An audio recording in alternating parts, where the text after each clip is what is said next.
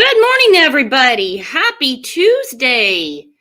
Thank you so much for being here. What do you guys think of that new intro Kat made? I dig it. I dig it. I love the music and I love the graphics. I'm a graphics person. Love it. Let's see who's in here. Hope everybody made it through Monday okay. Shannon, Georgia Peach. Hello. Jules, good morning. Jules tripped over her dog. Dang, girl, you okay? She said 2 left feet. I know the feeling. I know the feeling. Mama K, hello. Uli, hello. Danielle, what's up, girl? Eddie, hello. Where you been, Eddie? Haven't seen you in a while. There's Aggie, Kanya. She said, what was Ernie in jail for? Did he get out? Something about stolen property. Had a van that don't belong to him. Kane Corso, what's up, girl? Preschool Granny, Sharon, Big T, how's it going? Beck, allegedly. You guys have been chatting up a storm. Fruit Loop, Outlaw Trucker, how is everyone? Didn't call Outlaw Trucker a Fruit Loop. I just read the names back to back. I apologize. There's Deb, there's Lisa. Hope everyone's having a great morning. Gonna let you all get settled in. I put the link up. We've already got several people backstage. Up there's Kat. Kat, we were just bragging on the intro you did. Love it. Prissy Missy just made it. So hope everybody's doing good. Again, thanks for being back. Yesterday was a great show. Very hard to get through that show because everything that Don said was hard to listen to. We're going to talk today about some other revelations that Jose made to Chris McDonough. I'm just going to play a few clips from it so I'm not so redundant because some of it's stuff that we'd already heard, but some of it is new and needs to be discussed. So real quick, I'm going to go through some comments from the last show while you guys are getting settled in. Here we go.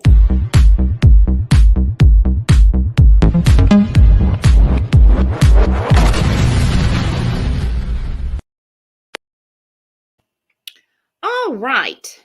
CKOC said, both Don and Candace are shitty parents and they should both go to jail for criminal neglect and abuse at the very least. This I couldn't agree with more. After the boys were taken back in, I think, July, I kept thinking any moment they're going to arrest them for something that has to do with the removal of the boys. We know it didn't happen. I don't know why, but, you know, I don't always get my way, if you know what I mean. Goes on to say, Candace's checklist. Daughter gone. Check. Son's gone. Check. Husband is gone. Check. She is now a free woman with nothing tying her down. Her own guilt is about to get her. She's definitely starting to crumble. What do you guys think about that? Her own guilt. She's starting to crumble. Anne said, it almost sounded like a confession. Now, we're talking about Don's recording from yesterday. If you guys need me to play it again for a refresher, I can. But it's extremely disturbing. It's not the last time we're going to hear it because, again, it's very disturbing. She said, it almost sounded like a confession. Makes you sick. To speak so disgustingly, matter of fact, like that about your own missing little girl. I hope they keep the other children far, far away from these sick people. Me too, because every time Candace has mentioned the hoops she supposedly is jumping through to get the boys back, it makes me ill. Those boys deserve a second chance, and especially when I see other mothers encouraging her, going, oh, you can do it, Candace. You can get your boys back. I'm like, don't wish that on those boys. They didn't do anything to you. All right, Kaylee said, we're coming close to finding out the truth about Summer's disappearance. I believe so too. I've said it since the beginning, but I believe Don and Candace know exactly where Summer is. And that's what bothers me the most. Here's, again, she agrees with the last comment. Candace is absolutely unraveling. And we really seen that when they went on TV. She was about to crack right there. I think she's unraveling too. And the stuff that she said last week, That's a big unravel. That's a big one. Amber said, oh my God, after hearing Don's call to Ernie, he needs to be interrogated hard right now, not later, right now. He explained what happened to her. He went into detail way too much. I'm in shock. He wasn't even upset at all while talking about what could have happened to her. If he wasn't involved in any way and was worried about what happened this summer, he wouldn't have been able to talk like he did. It's gut-wrenching. And it is. I should have kept the trigger warning up the entire show. Because what Don said, it's really hard for Don to top himself as far as disturbing statements. But I'm going to say that one took the prize. That one took the prize. Alyssa said, that was so creepy. It's like he got stuck in a tangent saying over and over how his sister looks like Summer. I'd love to hear Sonia's story. Me too. And on top of that, hang on. Almost 4 hours. And on top of that, I am really hoping that Sonia has been spoken to by law enforcement, especially after that phone call, especially. Absolutely sickening what he said. Hey, Jules, thanks for the super sticker, my friend. All right, so I've got Sasha backstage. We were talking yesterday, and she has a lot of interesting thoughts on the Jose interview with Don.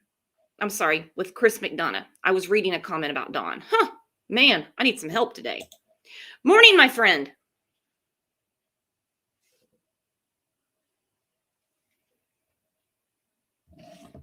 Oh, Sasha. Oh, Sasha. Oh, she's got to get reconnected.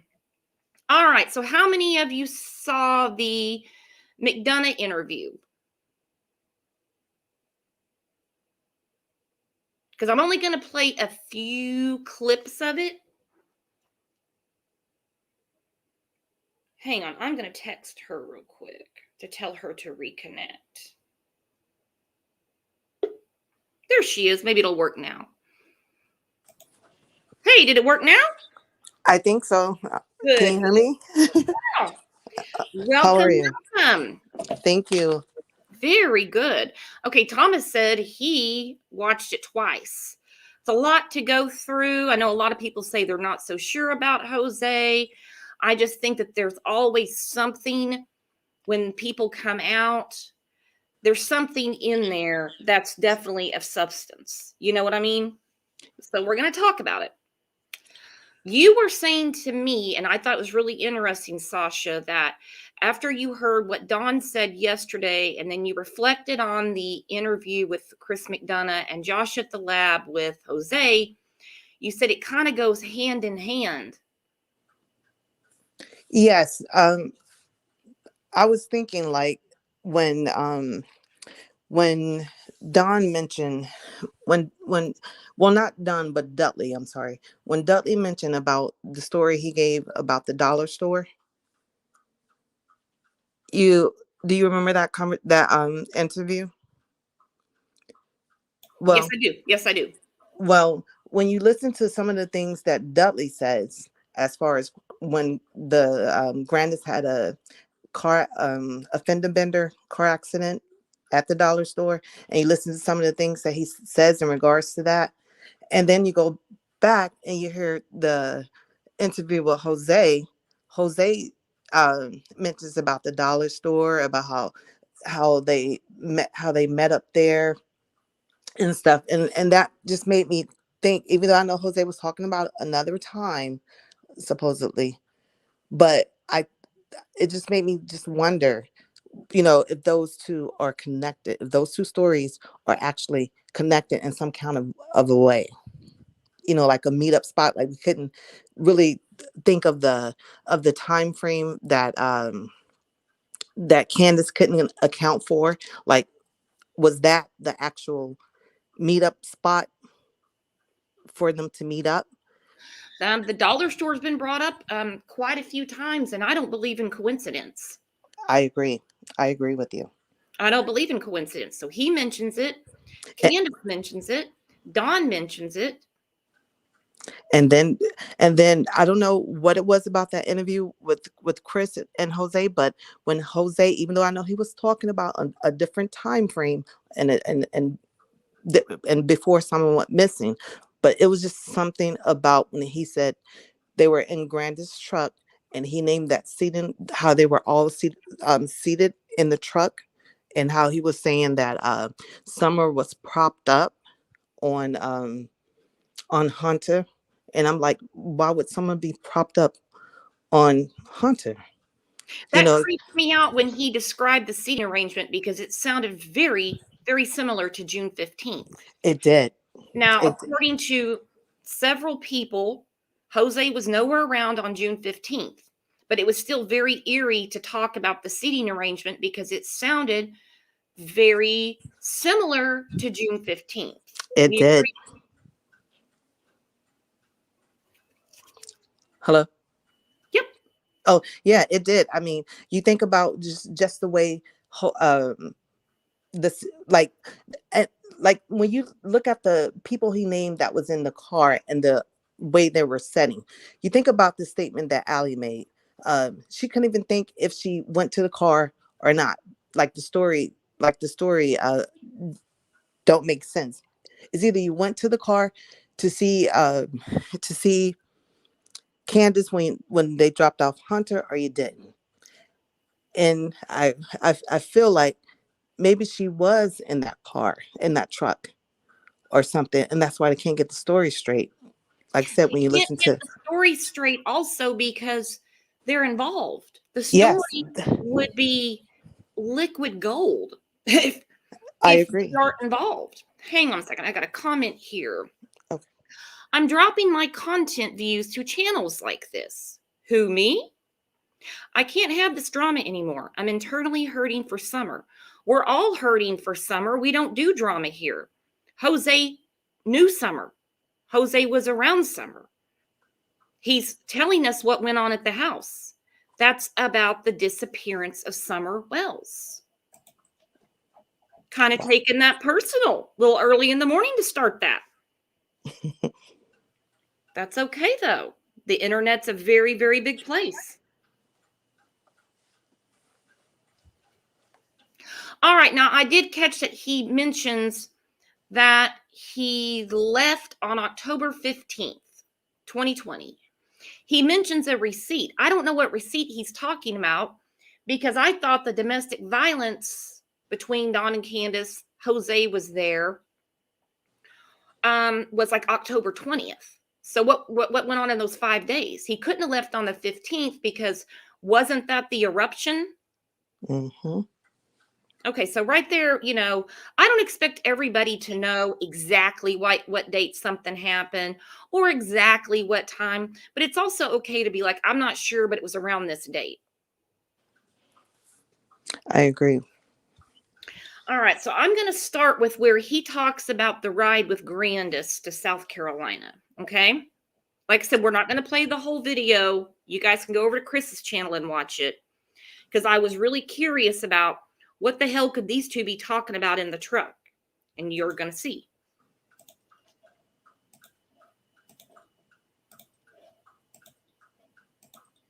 Okay, hopefully I have it at the right time. If not, it will catch up. Right, tell me about Grandma.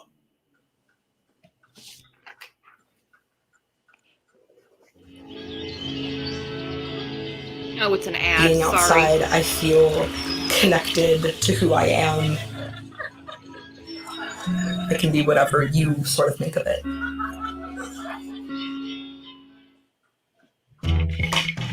Seriously, 2 ads?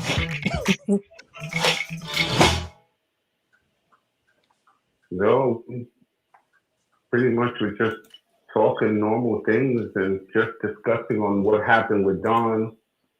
And okay, so he says on the ride to Rock Hill, South Carolina, they're just discussing normal things. Nothing's normal about this situation. Nothing's normal about this situation because the police were there. But anyway, that's how he puts it. You know, her concerns about him coming back home. Okay, so right there, Grandis is telling him when they're in the car on the way to South Carolina, the truck, she has concerns about Don being back. Well, hell, it's Don's house. It's Don's property. If you were that concerned, you would choose not to live there. You know what I mean? So already we're building up. This is all about Don. You know what I'm saying? We're going to throw Don under the bus. Not that I'm defending Don at all. Never think I'm doing that. Do you see where I'm going with that, Sasha? Yes, I definitely see.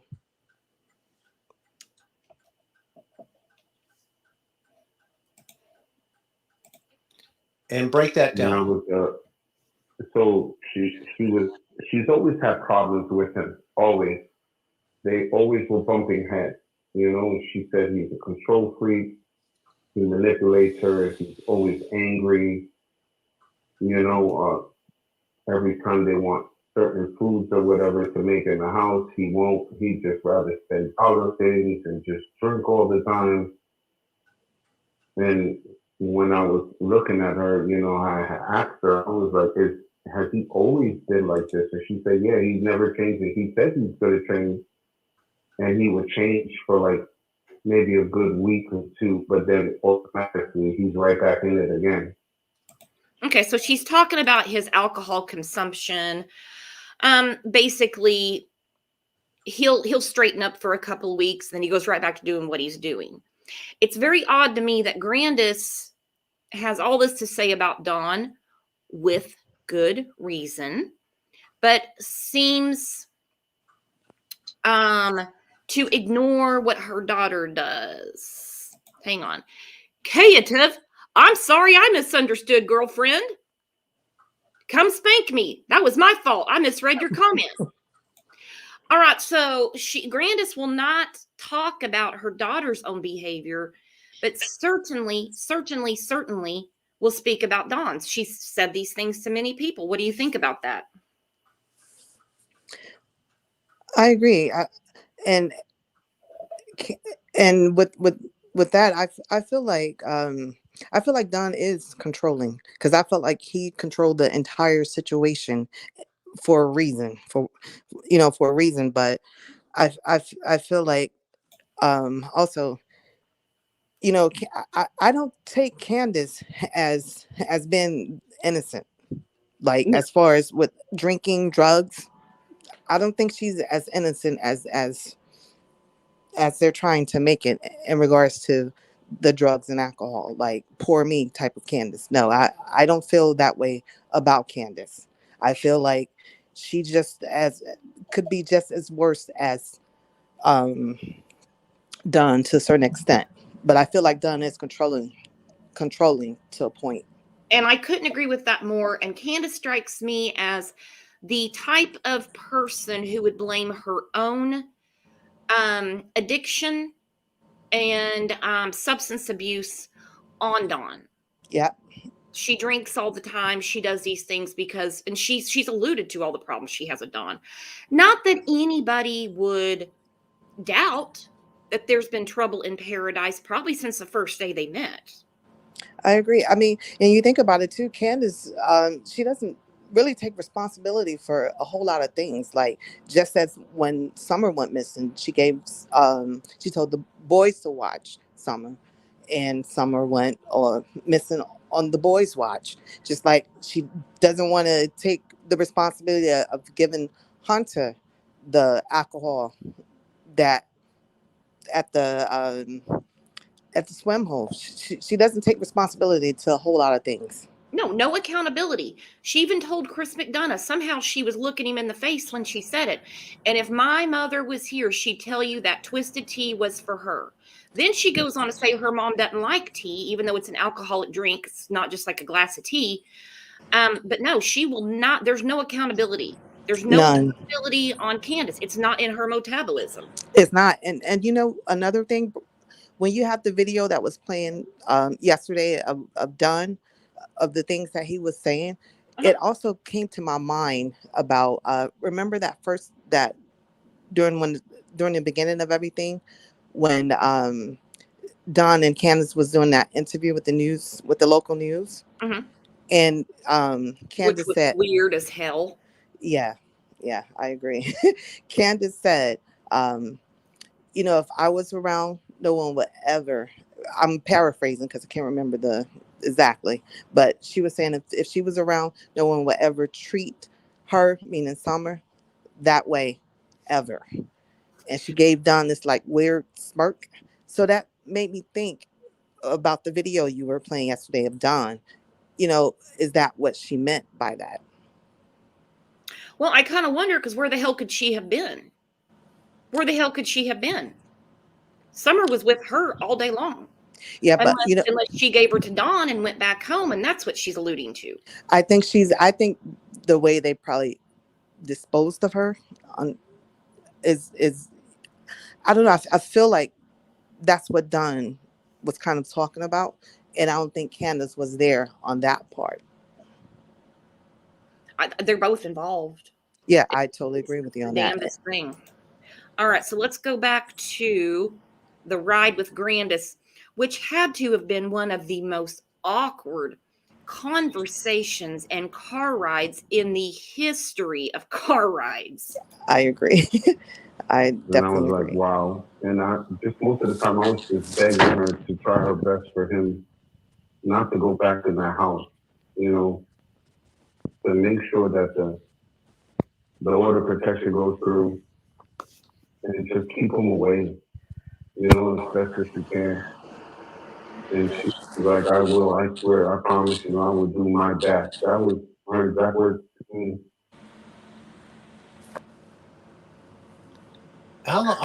Okay, so we know how that went because Candace dropped everything the next day. But that was what Grandis was telling him. Okay, then he goes on to talk about the move to Tennessee, all the people that moved down there. The rent house falls through and stuff like that. I'm wondering if they thought where they were going to be moving into was Ben Hill Road, because I believe it was July of 2020 is when Candace had on Facebook she was selling the property. I think it was $70,000. She mentions the acreage and 3 sheds. I don't know how she was going to sell it because her name's not on it. And it's crazy to like they came from Gloversville, which is close to the Albany area, and I'm close to the Albany area myself. And to me, I don't see how someone could actually pack up and move all the way to Tennessee without actually confirming and making sure everything is lined up. Like, I don't understand that. That's Like, why I'm wondering if this isn't the house that fell through. Fun to Ski said August 19th, 2020. I don't know. I'm just throwing it out there. Just a talking point. I still want to know what made her think that she could sell property that's not in her name, but that's Candace's world. All right, so he talks about the difficulty they were having just getting up the driveway. So, like, Candace is driving Grandis's truck. So it goes back to what we were talking about, how he describes the seating arrangement, which is very eerily similar to June 15th. All right, so again, for people that still think this was an abduction, which, hey, that's your opinion, that's fine. Grandis having to remind her to put it in, did she say 4-wheel drive or all-wheel drive or what, and then to get up the driveway. So if you can't even maneuver getting up your own driveway, what makes you think that someone not as familiar with your own property could get up and down that fast? exactly. And like you and I was talking as well, that made me wonder how many times have Candace actually driven that Grandis truck. I wonder myself because she didn't get the Subaru until months later. Because you would think she would already be familiar with how she needs to come up the driveway. Yeah. You would think she's obviously driven up and down her driveway. So for Grandis to have to remind her, I thought that was really weird. Yeah, I Um, agree. So then he says the grass was taller than summer. Grass is really, really tall, and that it's mentioned that that's Hunter's job to mow. Why would Hunter be responsible for maintaining their yard? Right? That threw me off too. Don't they have a son that's close in age with Hunter? Yeah. What the hell is Candace doing? Can she not sit her ass on a mower and drive around? Right. I agree. I definitely agree. Hunter is not part of the household, but that's his, like, he's got a chore around there. Now, the oldest son was with Don in Utah, so I could see not letting the two younger boys, especially with that hill, it would be dangerous. But I'm like, it's Hunter's job? Candace, what the hell are you doing all day? Yes, and I wondered what Ali thought about that. You know, like yeah. I mean, is it not in her metabolism to mow? She can take her whiskey jug with her on the riding mower. That's true. It That's might that. get done faster. So then Jose talks about they get out of the truck, okay? The dogs are barking. Basically, he's told they're harmless, barks worse, they don't bite and all that stuff. He said the dogs were all around him and like showing teeth and stuff. Yeah. And it's just so strange how the dogs happen to not be there on the 15th though.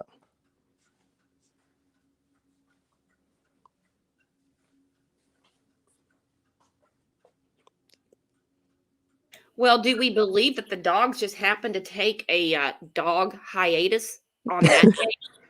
I definitely don't believe that. Definitely don't. As Candace calls it, that day.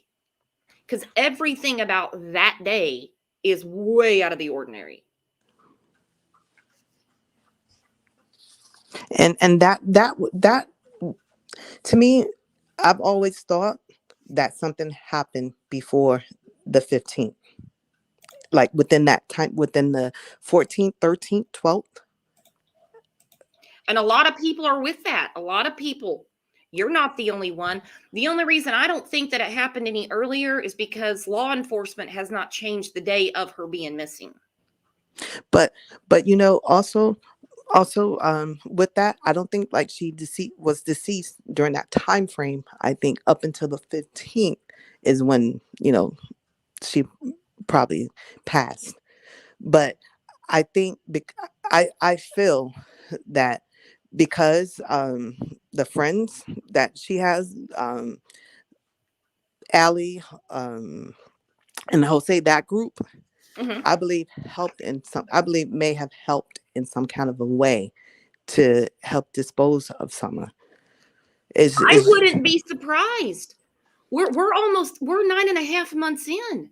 Yeah. We're almost to the 1st of April. I wouldn't be surprised. And I think that's what's playing a part in that, to where, I mean, just say if they had brought her back up this way to upstate New York, I mean, that's multiple states. That's like, that's a lot of states that they could have easily disposed her body in.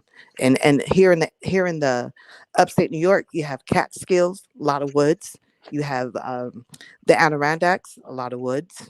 It's a lot of areas, even the Poconos, the PA, even PA. Like, it's so many areas. Mm-hmm. If they brought her this way, Could have. Just because they're looking in that one area doesn't mean she can't be somewhere else. It's happened in other cases. Exactly. So now I'm going to get to the part of the video where he talks about meeting Summer for the first time. The only reason that I do, I shouldn't say like is the wrong word, like it's for entertainment or something. Jose is the only person in this horrific situation that actually tells us about Summer. Everybody else acts like Summer's an afterthought. They don't really talk about Summer, even our own parents. You have to actually force them to tell you anything about Summer. I agree. I agree with you on that. So here we go. Yes, absolutely. She actually walked up to me and shook my hand and introduced herself. Oh, really? That is And first time, and I remember that because Candace had told Summer, you just walk up to a stranger and say hi. And Summer's like, he looks nice. That's exactly what she said. And they just all started laughing. Can I say something? So I'm sorry. at that point, Yeah, anytime, and I'll pause it. Go ahead, girlfriend. Okay, sorry about that. But when so to me, he's saying Summer is verbal. Yeah. Now, I was in the chat. I don't know if I can mention another YouTuber, but I was in someone else's chat, Mhm.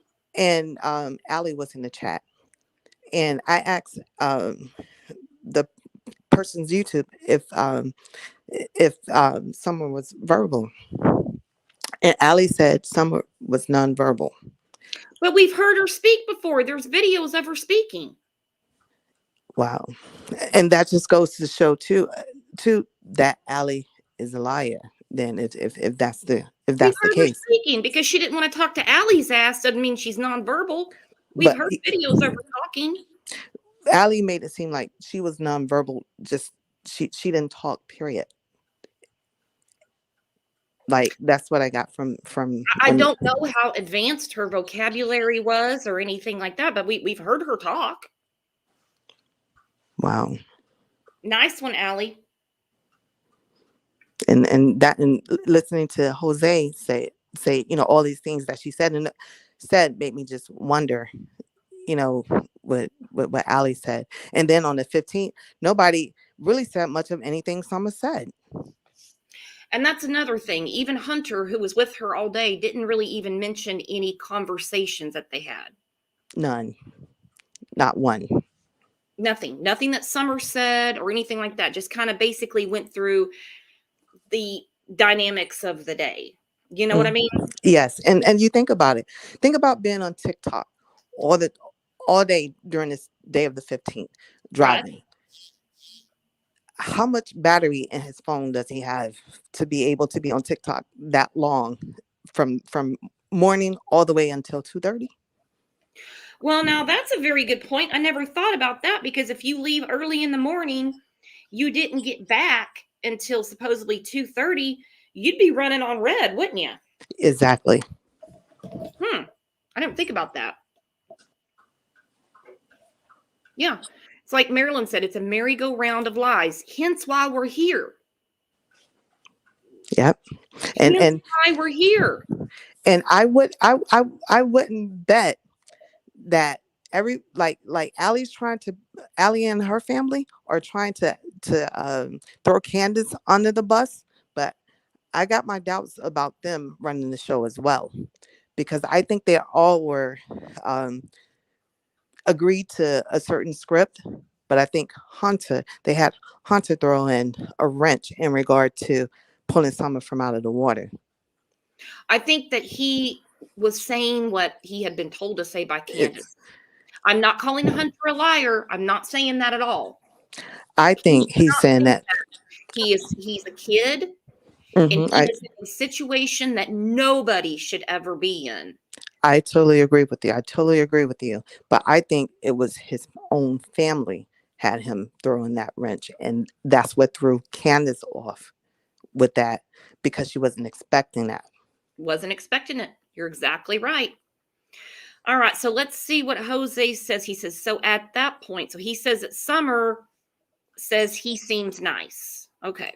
Point, when you first meet her, Candace's response is you just walk up, say hi. So, right, like any other 4-year-old or 5-year-old at that point, right? At that time, I think she was like 3. This shit never surprises me. Nobody knows her age. Nobody knows her birthday. She just turned 6 in February. He was there in 2020. She would have been 4, turning 5. God, help me. Help me. I think it's done purposely. Jose, to me, Jose is very smooth talking. He's not stupid. None of them. They know exactly what they're doing. Then that would have mean you were there in 2019, not 2020. And you said your receipt is for October 15th, 2020. All right, we're just going to write it off as confusion. It's okay. Well, I think she that was can't around be true. 3 years, That can't be 3 or accurate. 4, I believe. Well, the next number would be 4. You're getting warmer. She was 4 at the time. 3 or 4 years old, I believe, somewhere around there. Because this Okay. February she should have been 6. She should be Okay. 6 because her birthday just passed. So last year she would have been be 5, about and the 4. year I was, about 4. Yes. So But her but you're at birthday the house. just Well, passed, February 4th. yeah, I don't want this to get confusing real fast. So I want to stay Oh, yeah. focused here. Absolutely. Okay. I want to stay focused. So she's about 4. Okay. And that's your first impression of her in relationship to her, being outgoing. She just walks right up to you, introduces herself for something to that effect. Mhm. Is that accurate? Is what Yeah. you're saying? Yeah. Okay. From that point, what happened? Go ahead. Hello? Can you repeat that again? You cut off.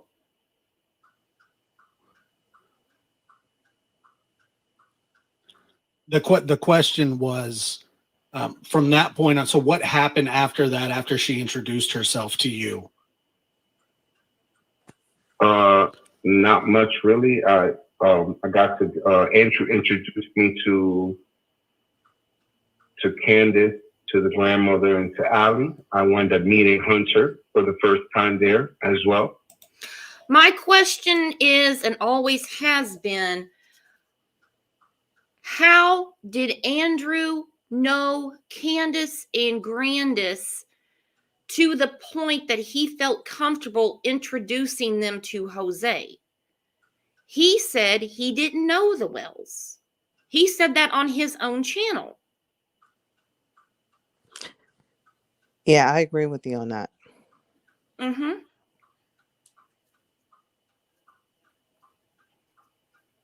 Did I hear that wrong? He did say that. He did say that. Hang on, Outlaw Trucker just popped in. Let me see what he says. Good morning, Outlaw Trucker. Morning, Brooks. How you been? I've been doing pretty good. So, did I mistake that? Did Andrew not say he didn't know the Wells, hadn't been to their property, etc., etc.? I got question marks and red flag on that still. I'm still trying to tie that in leads, but it is true.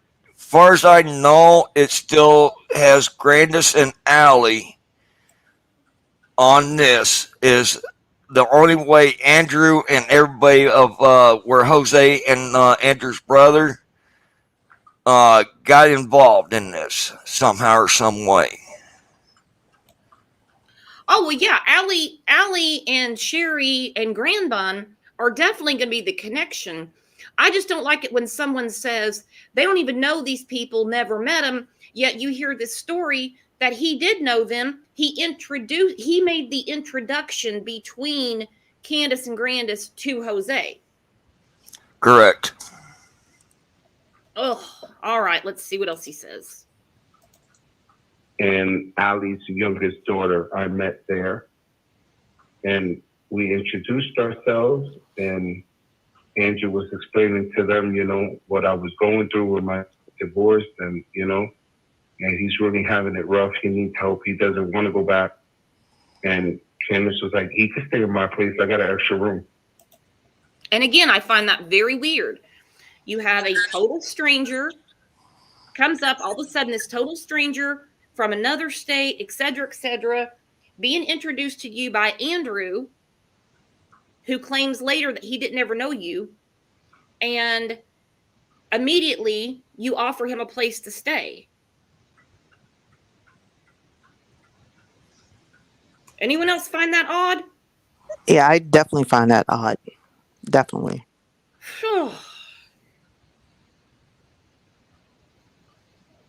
It's not the weirdest thing, that's for sure. All right, so we go through the introduction with how he met Summer, what Summer said to him. He goes on to talk about the couch against the door, because the door doesn't lock. Okay, we've heard about the couch, but he mentions that when he was down in the dungeon, at that time, the windows were not tinted. So when were the windows tinted? Chris McDonough said, no one can see in, no one can see out. Jose is saying the windows were not tinted. Did anybody else mention that or notice that? Yes, I noticed that as well. And I think also he mentioned too about um there were no bunk beds upstairs. Well, then It, where were the bunk beds? Because the picture I saw of Allie with Jose on the bed, it looked like it was the bunk beds upstairs. that's what I thought too. What are your thoughts, Outlaw Trucker? From what our understanding is that the bunk beds were involved, and if I remember right, on one of the creators that he did mention a set of bunk beds, but he was not clear of where they were set up at. But until when CM went inside the house, it was up by the kitchen area. So the bunk beds got moved, the couch got moved, and now the windows are tinted. So we don't have a bathroom door, but we did all of that stuff between when he left in October and June. Why, when you live at the top of a hill in the middle of nowhere, you're up on top of a hill. It's not like your neighbors across the street can look over and see what you're doing inside your house. You know what I mean? Exactly. Why did we tint windows in the dungeon? That, and also one of the windows didn't have like a covering of I don't know if it was aluminum foil or it was covered with something when Chris went Did down. anybody see aluminum foil? It was covered with something like the window was. Okay. Okay, Patsy Klein said the bunk beds were in the basement when Jose was there. All right, so what are your thoughts, guys? I'm gonna Outlaw, I'll ask you first. Why do you think that the windows got tinted after Jose left? That is a very good. Conversation. That is a very good question. But you can go to any car outlet to get the window tint sheets and all that. You can do it yourself and tint the windows that dark where you can't see in, can't see out. I mean, it does look like it was bought, but the other basement windows was not tinted, or the kitchen windows and all that upstairs. But it just was that basement door. Just the one that they claim she was taken out of. Yep. The basement, the dungeon. Yep. I think there a lot of activity going on up there on that hill, to where a lot of people in and out. But I think it was. I mean, I think it was a constant rotation of derelicts, and not even caring about your children and who they're around. I agree. Who they're being exposed to. And you know, I was in Jody Sue's chat, and I asked her if Summer could have went missing before the 15th, and she said that no, because Andy saw her the night before she went missing, and that she saw her 2 nights before that. 2 nights before that. Well, what's 2 nights before got to do with the 15th?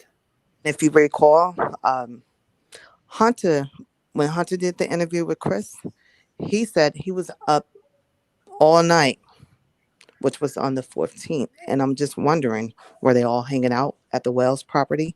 Because I don't believe that they would bring the swim hole into their alibi if something happened there. I think they're trying to keep the focus off the property. The focus is only going to be on the property because we've seen the property, you know? Hello, am I still here? Crazy asses. Mama Lioness said, Brooks, remember in an interview, Don said they had to move the bunk beds upstairs for sleeping arrangements due to CPS. Yep, I remember that now. That's why we have the best chat on YouTube, because when one forgets, someone else remembers. So I guess that solves that. What say ya, outlaw trucker? What's that? About the bunk beds. They had to get moved because of CPS. Yeah, it was. And they had to build a dividing wall and everything. And they had a lot of stuff that CPS went over to tell them that they had to do to get the kids back. But so far, they have not attempted to do that. Nope. And every time Candace gets on one of her YouTube rampages and talks about how she's going to get her boys back, I'm like, you know what? Her parental rights have not been terminated. She can get the boys back, but it just makes me ill that she thinks so little of her sons that she won't let them go have a second chance at life, considering what she's put them through and admits to putting them through.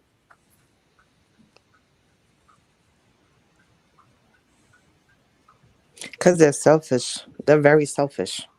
Yeah. She let her oldest son go to Utah with Don.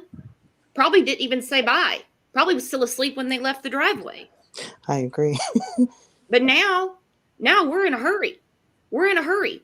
All right, so we got bunk beds upstairs. We now have tinted windows, and the couch is gone. And she says to Jose, that couch has to stay right there because that door doesn't lock. Somebody moved the couch for a reason. Somebody moved the couch. All right, so now, okay. Oh, yeah. Jose goes into Candace was drunk most every night. Not our Candace. No. Mm-mm. She's a lightweight.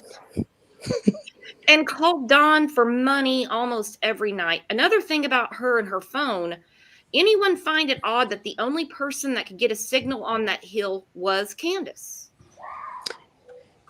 Yeah, I definitely find that odd. What do you make of that, outlaw? Yeah, that is kind of odd how she is the only one that can get the signal.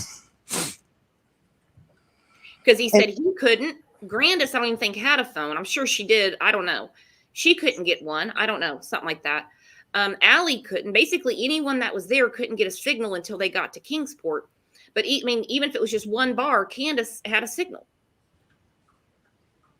And another thing too, Wi-Fi. Did they not have Wi-Fi? Not until March of 2020, according to Candace's Facebook. Oh wow. She said Yep. time without Wi-Fi. Yeah.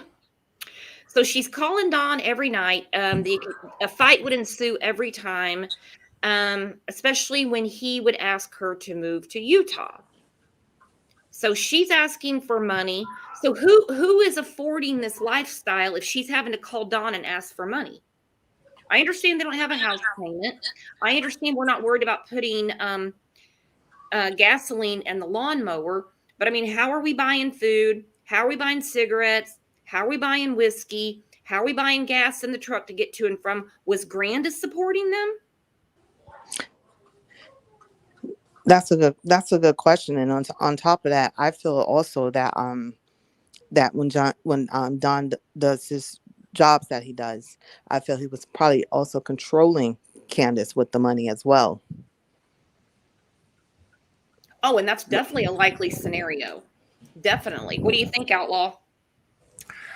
It's possible. One of the theories I do have, but I just haven't tied it in yet, but it's possible. Mm-hmm. Then it brings me back to June 15th. Okay, so she can call Dawn in Utah. She has service on her phone. She can call the police on Dawn for the domestic violence, you know, when he got there about Jose or however that went down. June 15th, she had a problem and had to use Grandis's phone. Anyone find that odd? Yes. Very odd. Mm-hmm. Did she say she threw her phone in the back truck and then grabbed Grandis's phone and used? But she was talking to Don the whole time on Messenger. On Messenger, yeah. And mainly with any phone, you'd be able to call 911. Normally, but nothing in this is normal. All right, so now we get to the point where he's talking about the kids playing hide and seek, and talks about the refrigerator. Oh, Yeah, so he hit that one on the head. Yes. That piece of the puzzle. Uh-oh. North Face. There's those golden moments where you're just on a trail and it feels like everything else outside of that fades away. Say it's all right. Yeah, I do like this song, but Say it's all. So that was a great question too, Josh. You got more on that? Go ahead. Well, you know, we talk about how they say stranger abduction. Mhm. And it seems to me that if a stranger walked up on that hill, he would have been greeted the same way both of you were greeted. Oh, absolutely. Believe that. That's 100% correct. They would have definitely went up to whoever it was. The only way they wouldn't come up to you like that is if they knew who you were. Right. And how long did it take the dogs to get used to you?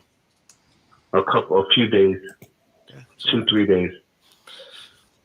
Yeah. Strangers aren't walking. Yeah, up I on even hills. made Yeah, I remember telling Candace you need a zoo license. I mean, there were cats, dogs, you know, they were everywhere. They were everywhere in there. Okay, And so even if they you make it would through. they bark? Oh, sorry, Chris. No, go ahead, say it again. I was Jose. Even if they knew you and you came, would they bark when like cars would come home and stuff? No. If they knew who you were, they wouldn't bark, but they would approach the car. Okay. Would approach you, but they wouldn't like growl or bark. No.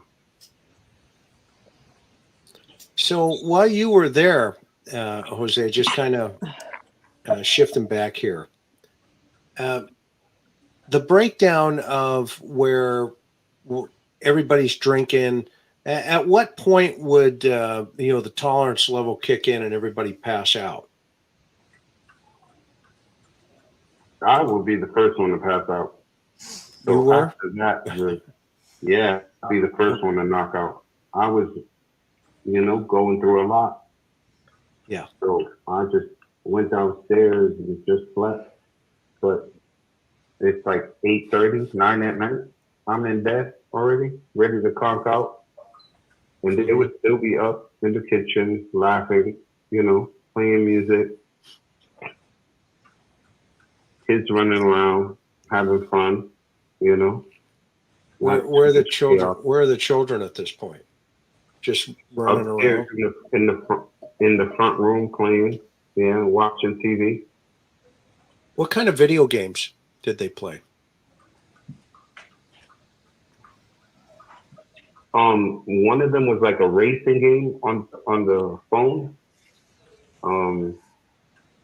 Another one was a puzzle game or something like that.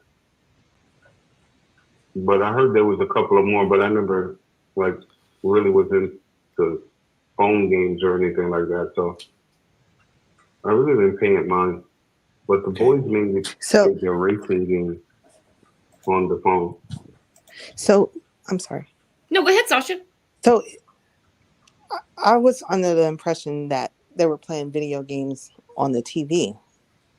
And he keeps mentioning the phone, maybe. But Is that what he's saying? That's what I'm catching too, that the kids had phone. yeah, that's what I'm thinking, that like I thought it was like a PlayStation or another game system. But Did he you keeps catch saying that phone. too, Outlaw? Was this on a phone or did they have a game console? That is a very good question. I think one of the boys did have one of the older phones from either from Don or Candace, but it was not activated. But they can use the Wi-Fi to download some apps for that phone, or they may have a tablet somewhere. But we do know they had a couple of game systems hooked up to the TV for the kids to play on. But still, it's a questionable if one of the boys did have one of the older phones that can be connected to Wi-Fi, but we know it wasn't connected to cell service. Well, they couldn't have been connected to Wi-Fi. They didn't get Wi-Fi until later. Yeah, but the apps could have already been pre-downloaded too. You got to remember that too. But then where you get the Wi-Fi? You're telling me that they're just going off of data, right? They could have done it to McDonald's whenever or anything like that. I mean, it's still questionable how the games got there. I'm extremely confused, guys. You have to excuse me. I'm extremely confused. All right, first of all, I think I put the wrong minute marker on because I wanted to go over like when they would play hide and seek outside. He's like they would hide in the house, hide out in the yard, and he explains the refrigerator, that she would hide in the refrigerator, but she could get out of it. So hopefully we get to that in a second. I want to answer this question. You guys can help me here. Good night, Al said. Brooks or anyone in chat, when did Candace go to Wisconsin and for how long? And how many days was Don back from Utah before Jose left? Thank you. They were in Wisconsin, I want to say like July of 2020. I don't know for how long because she said she was bored, BOARD or something like that. She was bored. There was nothing to do in Wisconsin. She put that on Facebook. Does anyone know when Dawn arrived back at Ben Hill and when we know the domestic violence call was on the 20th? How long was Dawn there before everything erupted? That part I'm not familiar with. From the timeline, he was like there for almost a month, but not quite a month out there at Utah. When things happened between when Don found out of what was going on between Jose and all that, yeah, he wasn't out there till less than a month. Okay, so when Don arrived back in Tennessee, how long was he in Tennessee, back at his own home, cohabitating with Jose until this police call was made by Candace? Does anyone know?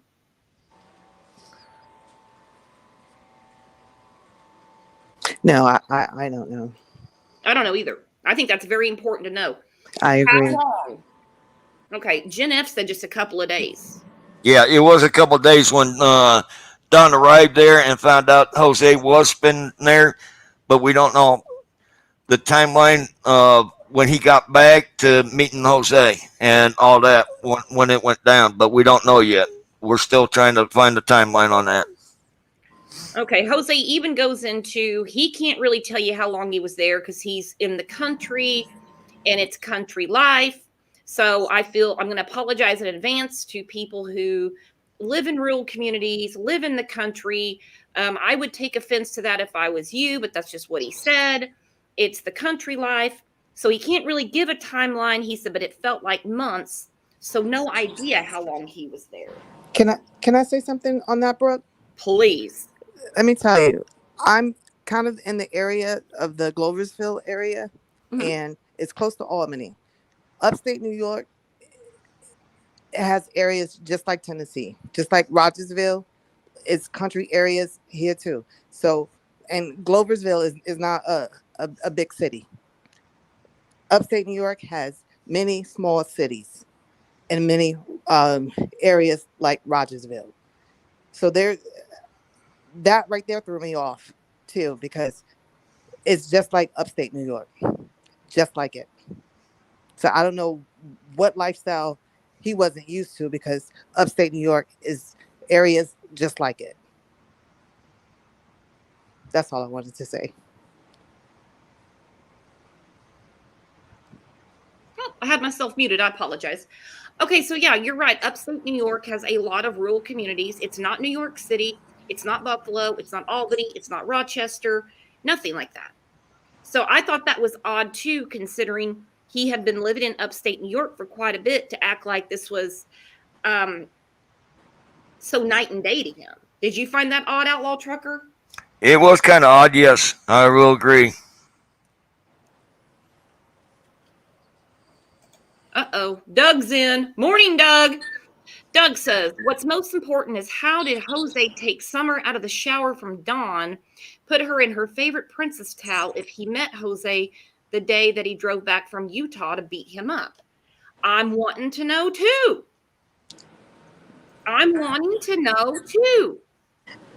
And that's a very good question. And on top of that, I want to know what Don's reaction was. Like, I just can't see Don just letting him do that. just going to let it slide and get away with it. No, Don's a totally different character when he gets up on that stuff that he shows. I agree. I definitely agree with you. And that right there, after he said that, I'm like, no way Don is gonna let that happen. No, Don is the king of his methed out castle. He's King not of going the to have hill. some man tell him what he's gonna do under his own roof. Nope. Don is the king of the hill. King of the hill. King of the hill. All right. So he said, but the boys, okay, a racing game on the phone.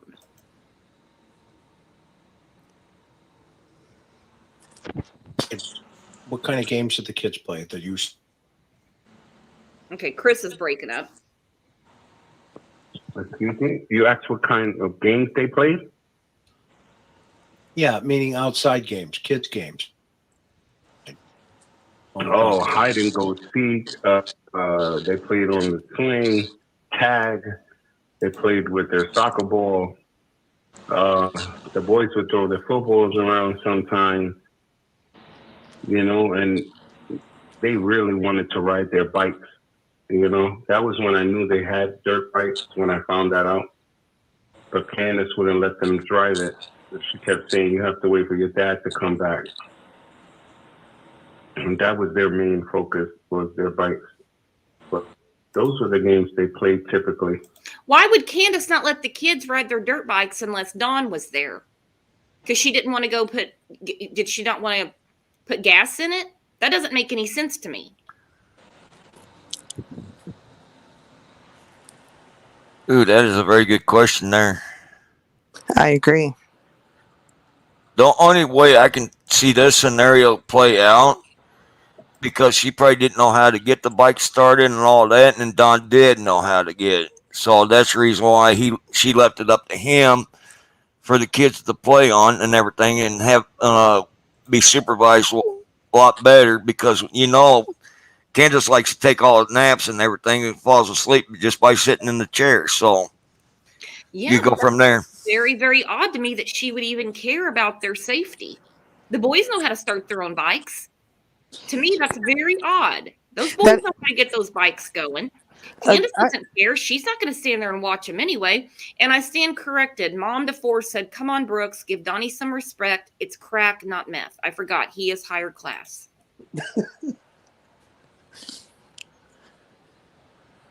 One way of putting it. No, I mean, that's just what I think. I mean, I'm just looking at Candace's behavior. I'm not disagreeing with anyone. We can all agree to disagree on here.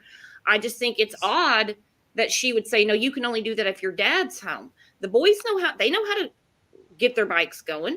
Mm-hmm. Especially the other one. Watch him anyway. The oldest one, right? Helmets or anything. Well, the oldest one was in Utah with his dad. Okay.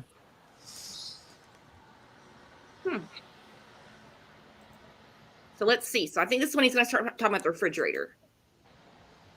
So they wanted to get on those dirt bikes. Mm-hmm. And when you saw them play hide and seek, what would they do?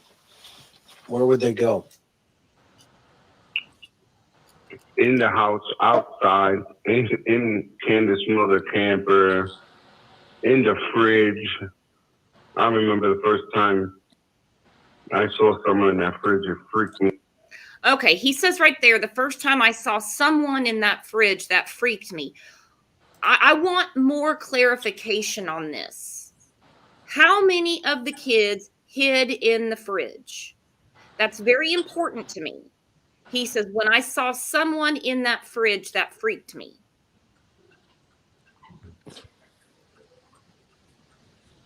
Any thoughts on that, Outlaw?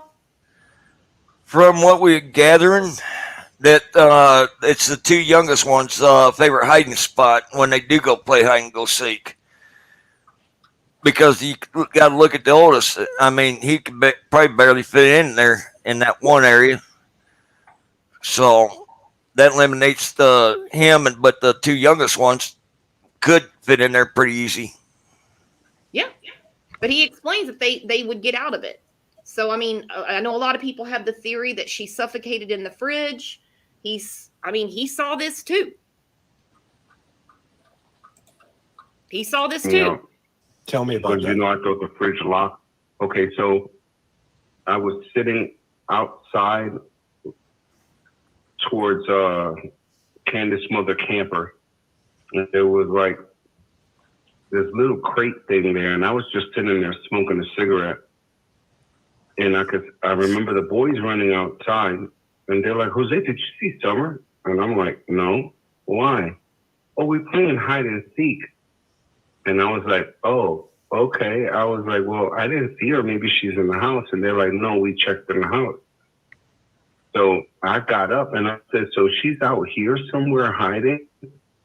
And they're like, "Yeah, we gotta find her." And I was like, "Isn't it like dangerous? Like, would she leave real far?" Because this is the first time they're playing this, you know, and I'm finding out. And they're like, "No, usually she's around here, hide behind a tree or something." And I was like, "Oh, okay." So as the boys start walking to the shed to check over towards that way, all I did was turn my head and I could see Summer peeking out of the door of the fridge. Mm-mm-mm. Hmm. Mm-mm-mm. And Brooke, do you remember one of Chris' shows? He mentioned that the boys said that they were playing hide and seek. Yes. Like, so I'm kind of wondering, like, even though I know Jose is talking about another time, but I'm just kind of just listening to what he's saying in regards to, you know, the hide and seek. And he said that his statement he just made about the way he was angled when looking, you know what I mean, when looking at the way they were playing, I guess. He said he just turned his head and saw her peeking out of the fridge. Okay, so if what he's saying is true, she could open that fridge herself. Exactly. Yeah. Okay. Exactly. So he said he saw that. Wolfcat said, if Jose left on October 15th, how is he relevant to Summer going missing? I don't think he has anything to do with Summer's disappearance. I think it's what he witnessed at the house while he was there. I don't think it has anything to do with her disappearance. I just think he's shedding light on what goes on behind closed doors. Because you know, Don and Candace are not going to paint that picture for us. I agree. But I'm going to also say, I don't trust any of them. So the dates and stuff, all that, I still keep in the back of my mind, Jose still could have been there regardless of what he's saying, because he hasn't brought out enough receipts to actually say that he wasn't. I haven't seen anything except like a minivan rental. Looked like it was like mid-September of 2020. And I'm not discounting everything he says, guys. So I mean, don't go off of what I say. You know, we come in here to discuss, chat. I mean, the parents aren't concerned about her, but we are. The parents are not concerned, but we are. We're trying to keep her name out there to bring a resolution to this. So it's not a cold case and not forgotten. He was definitely there on October 20th because that's when the police report was filed. His name is in that police report. So he is forgetting dates. I'm going to say that. Brooke, do you know when he was in the mental hospital here in Albany? No. Because he does mention that, and I'm very curious to know, like, Do you know Wolfcat? Not Wolfcat. I just saw Wolfcat's comment. Do you know Outlaw? No, we're trying to find the information on that and everything, but it's sealed. We're having a hard time getting it. Yeah, that'd be illegal to even slip out. Yeah, I just wondered if he mentioned it because I mean, there's a lot of conversation going on, you know, different chats. You know, he's been on 2 different panels now, so I just didn't know if he gave like a rough estimate of when that was. No, he did not. He did not give it a time or date or a roughly idea of that he was in there yet. And also, like, when I heard one of the interviews that he did versus the one that he did with Chris, he was up, like, his whole, like, I never would have gotten the impression of from that first interview I saw him in to how he was interviewing with Chris.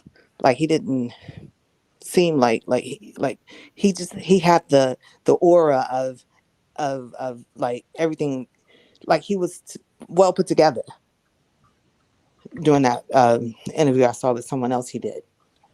He Versus sounds this, intimidated in this interview. yes, that's exactly what He I was sounds trying to get very to. intimidated in this interview. He knows he's not just talking to just a regular YouTuber. Not that Justin does any bad work or ICU, but you know what I'm saying? This is a retired detective. He's more guarded Yep, and he seems intimidated to me. I agree. We have a question here. Why did the FBI interview him if he wasn't there, is what I want to know. I think when it comes to a case of a missing child, they talk to everybody that could know something, shed some little light on something. I think Or when had any contact. Yep. Came across that police report from October. They saw Jose's name. He was there. He's got to tell us something about how things go at that house. Actually, this next clip, we're going to talk about something that he said.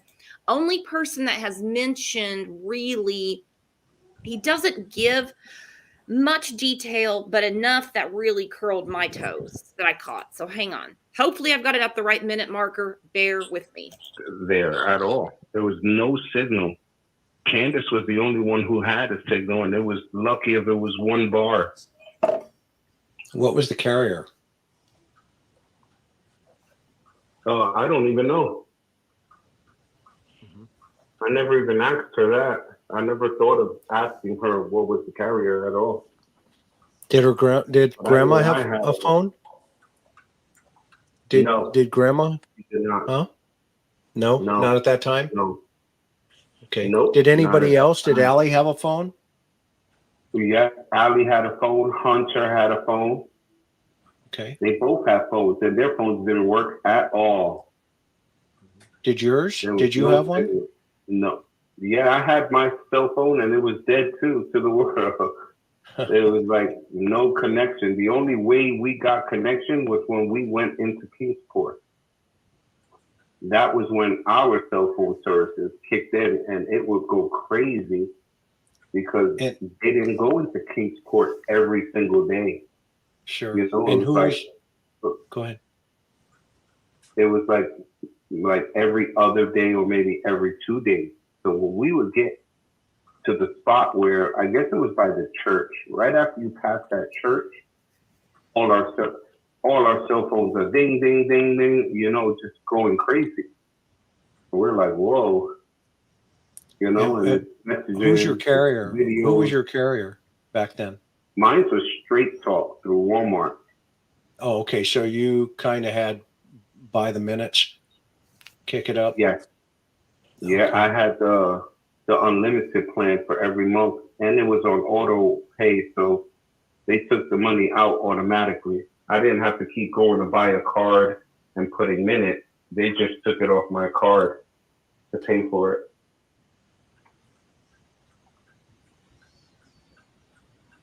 Okay. Was there Wi-Fi? Was there internet in the house? No, absolutely not. Not at that time that I was there. So at some point, are you, during all of this time, and how long are you there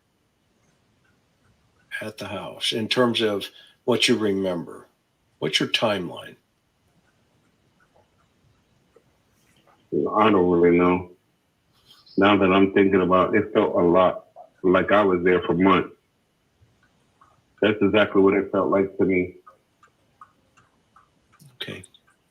You ballpark it? I mean, I heard you say near 6 months once. And that's why I said it felt like months. No sense of time at all. It's country life. It truly is a country life over there.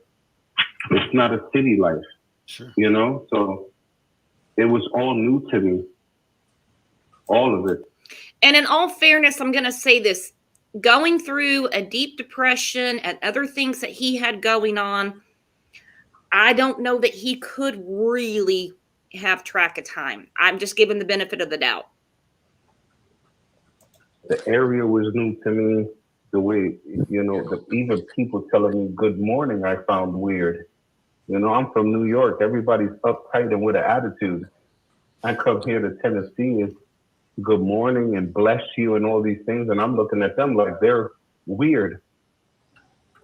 Well, that's the great folks of Tennessee, and this is why people love summer so much, right? They really do care.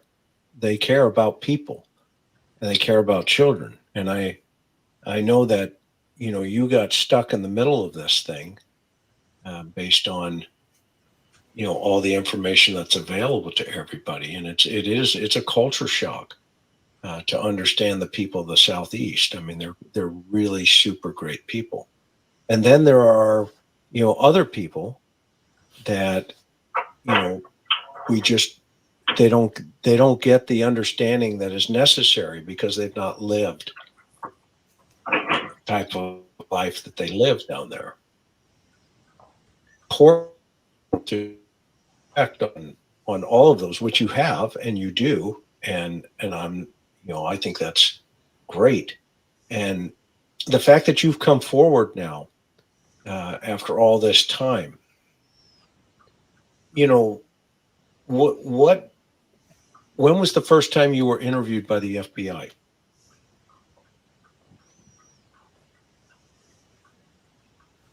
You there?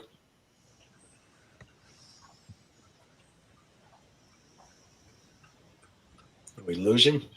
Well, it says he's still on the line. I hear you now. Okay. Yeah, Okay. you were breaking up. No worries. Wait a minute. Why are they breaking up? No worries, amigo. When was the first time you were interviewed by the FBI?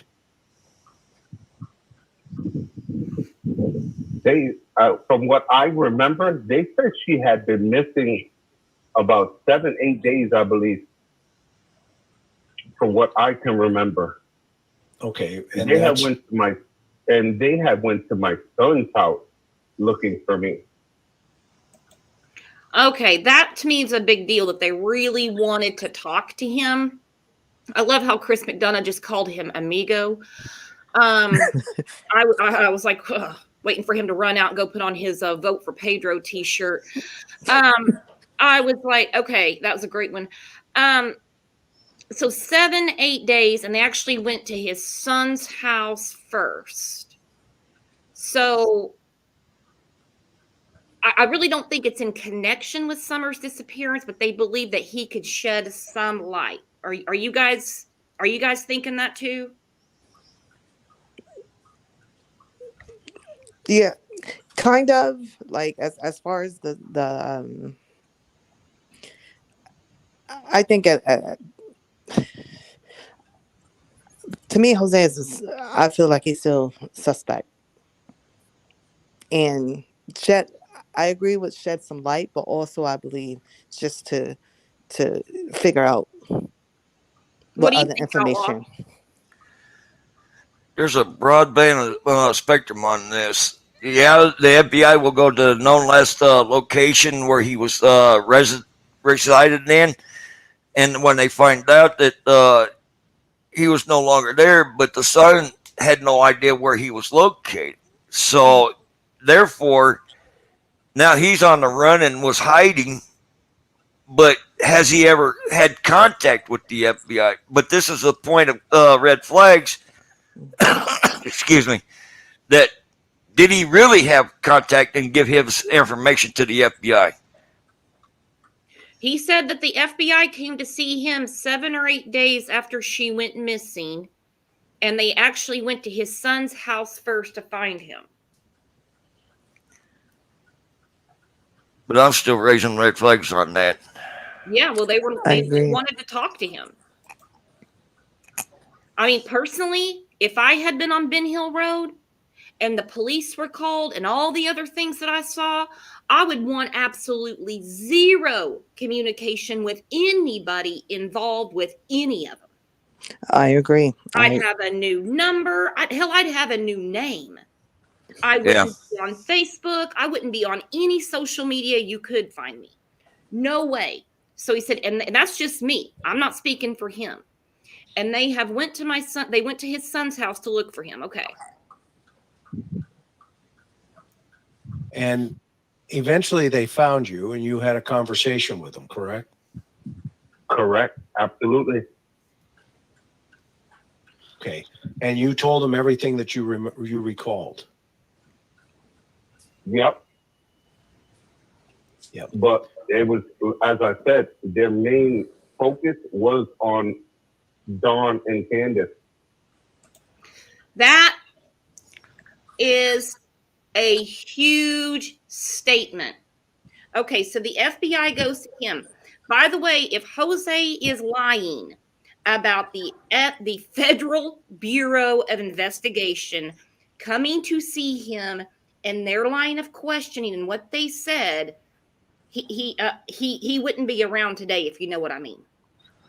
That is true, because not only that, the information of the FBI would not give him the focus, and that we do have an aspect on Don and Candace. They would never turn that information over to him, and there's No, the it's red not flag that. right there. He's talking about the conversation he had with them. Their focus was on Don and Candace. Yep. I believe that 100%. Now, when you talk to not so much Hunter. Hunter's a kid. Allie has been asked before what the TBI said. She was, oh, they won't tell us nothing. Now, we know they're not going to open up the file and say, hey, this is where we're at right now.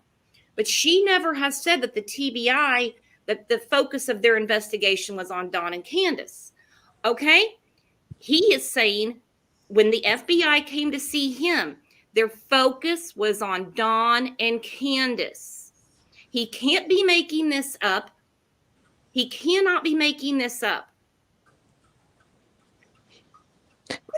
And another thing with him saying that, do you remember also Dudley saying within the 15 minutes that FBI or whoever it was that he talked to, they knew that he was not a suspect? Mm-hmm. Yeah. Yeah, Dudley did say that. That if I felt they would ever do any harm to Summer. So they asked him a direct question. Does he think they would ever do any direct harm to Summer? That's a big deal that they asked him that. Mm-hmm. That's a big deal. This is basically a week after she went missing. What do you think, Outlaw? Yeah, still big concerning on that. Huge concern that they would ask him that. And if you lie about your conversation with the FBI, it's not going to take them long to find your ass and say, that didn't happen. Okay, so they asked him if he felt that Don and Candace would do any harm to Summer. That was the impression that I got from their questioning. And what did you tell him? I told them not Candace, and I don't think that Don, would have at that time, because even though me and him bumped heads and all that other stuff, but as far as to physically abuse her, no. Now, this is a very odd statement for me because he's telling us horrific things he witnessed at that house, okay? Candace drunk every night, Summer hiding in a refrigerator, him and Don get into it, the showers with Don. Was he intimidated by the FBI, just didn't want to get involved, or what?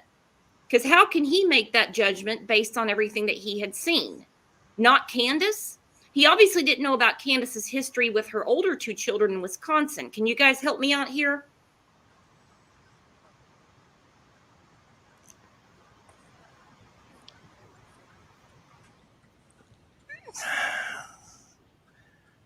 I'm trying to remember the two kids that she had up there by her one boyfriend or ex-husband up there in Wisconsin. Yeah, they were taken from her. Yeah, they were taken. They were taken, so and it was because of child abuse. All Yep. right, so but now he's saying not Candace. Then he's saying he couldn't imagine Dawn, even though they had bumped heads or whatever. I get it. He doesn't want to falsely accuse them and say, oh, hell yeah, I think they would. I don't know.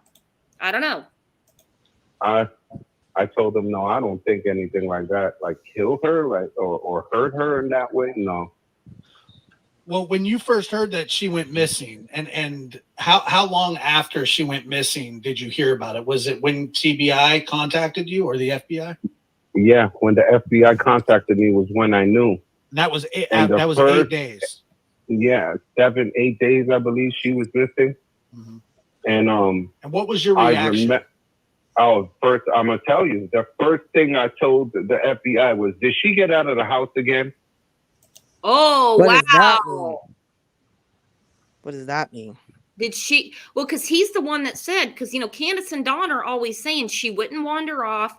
She wouldn't just run off the property. She wouldn't.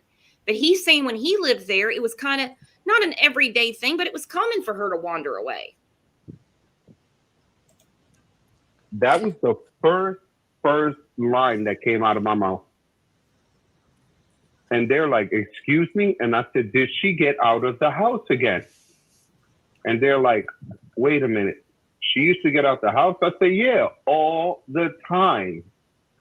Okay, that's really important, because they had already been told by Don and Candace she would not go past her swing. She would not leave this yard. I showed the kids YouTube videos of bears and snakes and wolves and all that stuff. What do you think, Outlaw Trucker? My suspicion is that, don't get me wrong, from what I've been studying over summer, this is what I found based on Summer alone. She is a free-spirited, free-hearted little girl. She will do anything to learn, to grasp, and how she likes to dance in the rain. She was a free-spirited little girl of knowledge. It's about the harness and how they turn around and control her from keeping her from that. Okay. She would not wander off. And I had a funny feeling about that when I had a little talk with Candace myself.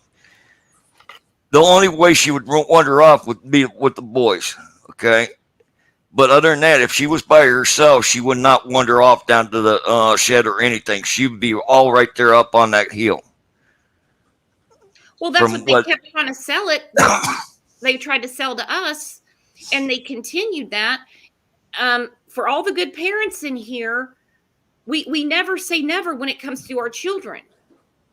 You know what they can do. They can get away from you in a heartbeat. Yep. They would never consider her wandering off. They've always had to sell the abduction. And also, didn't Candace mention something about she wish she had went outside with her or something of that magnitude? She did. She said, what if she had walked her over? Whereas she had been telling us all this time, she told WJHL, I believe she told Chris McDonough, she took her by the hand and she walked her over. But then she says later, had I been watching, had I walked her over? All right. So it's very interesting to me that the FBI is talking to him about Don and Candace. They're surprised by this statement because Don and Candace have been telling them that she would not wander off. She would not wander off. So that's why they're surprised. Oh, really? Because they've been told she would not wander off. And they all keep saying she wouldn't go past her swing. And I'm just thinking, from what you and I'm sorry if I got your name wrong, Trucker, are saying, it was the driveway was hard to go up unless you change gears. Right. Then what if Summer was coming out of the house? I'm not saying Grandis or anybody, and someone was coming up the driveway and didn't, you know what I mean? Hey, if it's that tough to get up the driveway, you would have noticed someone struggling up your damn gravel driveway trying to get up there. The dog here would have noticed. No, actually, Sasha did make a good point. That is a relevant point. I was missing that key fact as well. Say, for instance, she seen another red truck like Grandis's truck coming up the hill. She come darted and running to see who it was. Yeah. See? Exactly. There is the key point. Now just opened another whole wide spectrum of door on that one. Yeah, because Don also said that when he would get home from work, she would run down the hill to get candy from him. Yep. Very good. Yep. Wolfcat said, this is what Candace said. What if I'd walked out there with her? Yeah. That's how she changed her story. I don't believe in the abduction theory. That's No, just did because, but it, sorry about that, Brooks. But yeah, abduction is thrown out the window. yeah, the card unit already said no sign of abduction. Doesn't mean it's not someone that they don't know, and we're planning this. All right, so let's go on and see what he says. So, talks to the FBI.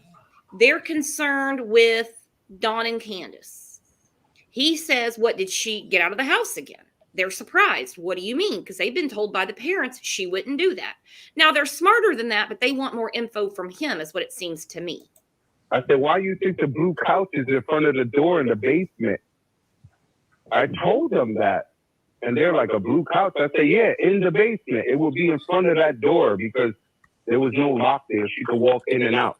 But she knew how to open the lock in the front door too, because there wasn't no deadbolt there. It was just the regular knob that you just turned the little switch and that was it.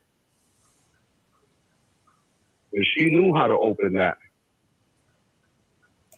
So when they say to him, the blue couch, as in a question, tells me when they went through the house, that blue couch was not there. They needed that door open for a reason, or someone did. How did the deadbolt get on that door? Do you know? I think they probably put it there. And that's way after I was gone. Because when I was there, that was not there. Just like the wall that they have that's covering that bathroom right now, that was not there when I was there. Mm-hmm.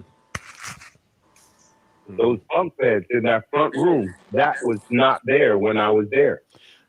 Those bunk beds are virtually brand new. Jose, if Summer did in fact tend to wander outside like you said that she did, what do you think? And I know this is speculation, but why would Don and Candace say that she never did that? Because they say that they knew they would get in trouble. That's why. Okay. And they knew. It's not just me who told them something. Ali said something. Even Candace's mother said something about her getting out of the house. We all told them. It wasn't just me. You know, it was a concern for all of us. You know, like, how the hell she's getting out of the house? Like, I thought you locked the door. Well, Summer knows how to unlock the door. Well, what now you telling us this? You know, like, you need to watch her more often, more closely, you know?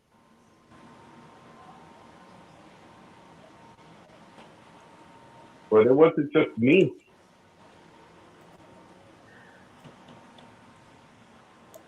All right, what do you guys think of that?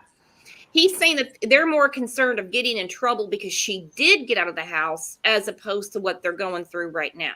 What do you think? I think that they're the reason why all of them are sitting pretty much saying someone would never go past her swing and all that, because they're trying to keep focus off of the property of something that probably happened on the property to someone. Like, you know, when something happened and you don't want no one to know what happened, you try to redirect people. You don't want people to focus on the actual area. And they all say the same things. Yeah, they wanted to deflect from the area. They wanted to deflect from that house. They know the house is a mess. They know they've got issues with CPS. They can't act like she could be anywhere around there. Now, they've searched the property, dogs and all. It doesn't seem that she's on it. 11 acres is a lot, but they, you know, come on. What do you think, Outlaw? Oh man, I mean, it's going back to the drawing board on this one again. But and the boys don't want to take the blame, or neither did Jose or anybody, if they did actually leave the door unlocked for Summer and didn't want to take the blame, and they knew how Don and Candace were going to react. of the verbal abuse and possibly physical abuse, and they were scared, and they didn't want to admit to it.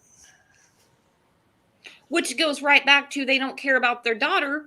Who cares about some mistake made during the day? Find my daughter. She can unlock the door. She gets out all the time.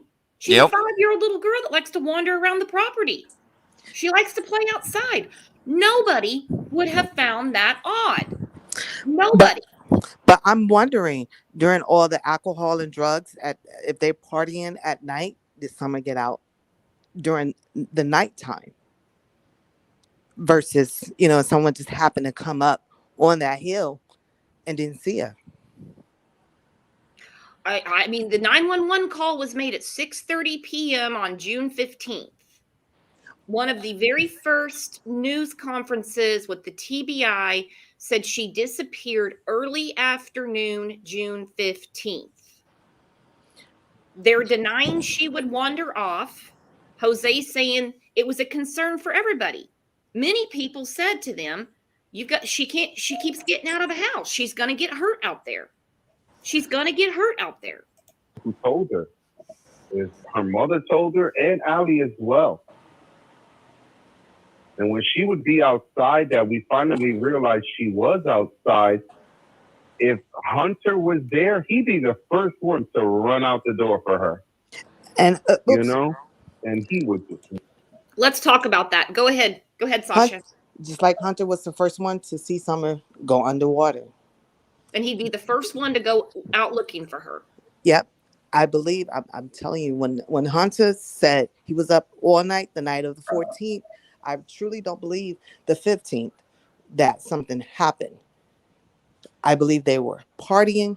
And if you're partying, Summer already knew. She could do what she wanted to do, sounds like, in regards to when they start the party. She don't have to worry about them. She can go outside, do whatever she want to do because no one is paying attention. She's got Hunter watching her mom. So if she wants to get drunk and pass out, there's other people to watch her. That's right.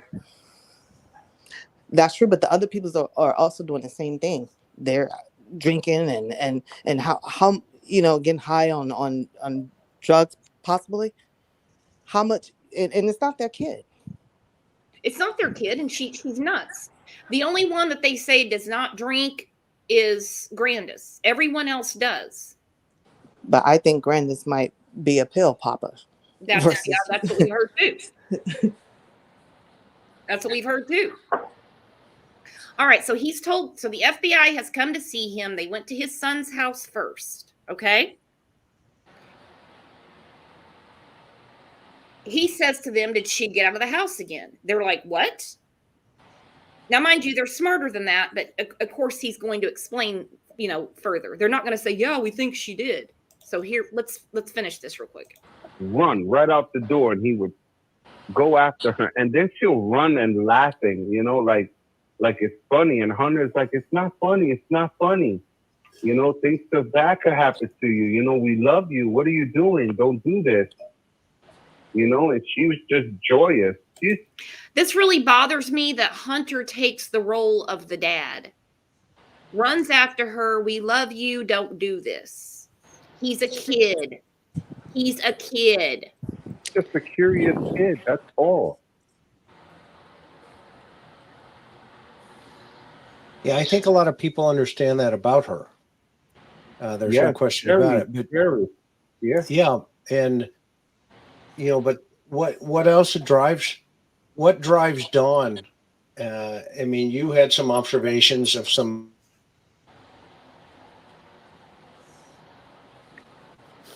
There was some weird that you mentioned, and what about the abuse situation from anybody, if anything?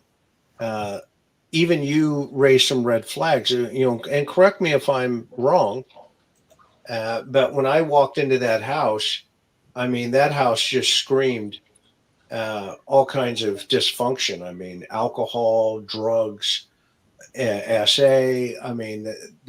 Just check each box and keep moving down the hallway. And then when you get to the dungeon and you see what's on the TV, I I was mean, shocked. But I could tell you that wasn't Candace watching that. well, That I don't know who was definitely watching wrong. it. I don't know. No, but Why is he so defensive of Candace? I don't get it. I don't get it. And I'm sorry, guys. We can agree to disagree. I don't like it. So when Chris is talking about the nastiness that was on TV, Candace wasn't watching that. He wasn't there. This Can I? was Chris did his interview in July of 2021. Go ahead, Outlaw. Can I set up a little scenario? Please. This is actually, I'm going to demonstrate some things that I was like Summer when I was younger. At 3 years old, living in a trailer park, I had free will, not be afraid of fear of life. Always out there running around in my bare feet, dance, praying to the rain gods and all that. Going out in the cornfields and all that. I ran. But my dad was abusive in a way, but my mom would not stood up to protect that. Okay, so I'm just setting up a little scenario of how I was like Summer. Okay, I didn't even give 2x about anything. I wanted to learn. I wanted to run, to experiment of what was around and what was doing things. I mean, come on. Why wouldn't children do that? But why stop somebody from learning and knowing and the knowledge of what life is around and like wildlife? Try to connect with wildlife. No, I agree. Kids should be playing outside. They should be outside more than just sitting in front of the TV or playing video games. I agree with that 100%. No, 100%. And I think I'm just putting this out there. I think a lot of her running out of the house so much is because of the chaos in the house. It had to have been uncomfortable for 2 drug addicts, 2 alcoholics, and they're fighting all the time. And not only that, you got the 2 older brothers are fighting and all that. And what's it make it look like Summer? And she didn't want no part of it. Guess where she's going to go? She's going to go out and roam and be peace with the Mother Nature. Exactly. And on top of that, I'm thinking the adults are busy partying. They don't want no responsibilities. So the kids are entertaining themselves. Kids are entertaining themselves. I'm going back up just a little bit. How could he be so sure that Candace wasn't the one? And let me tell you what, I don't care what you watch on TV. None of their kids were home anyway. The boys are already with the state of Tennessee and Summer's missing. So whatever nastiness was on that TV shouldn't matter if Candace and Don are watching it together.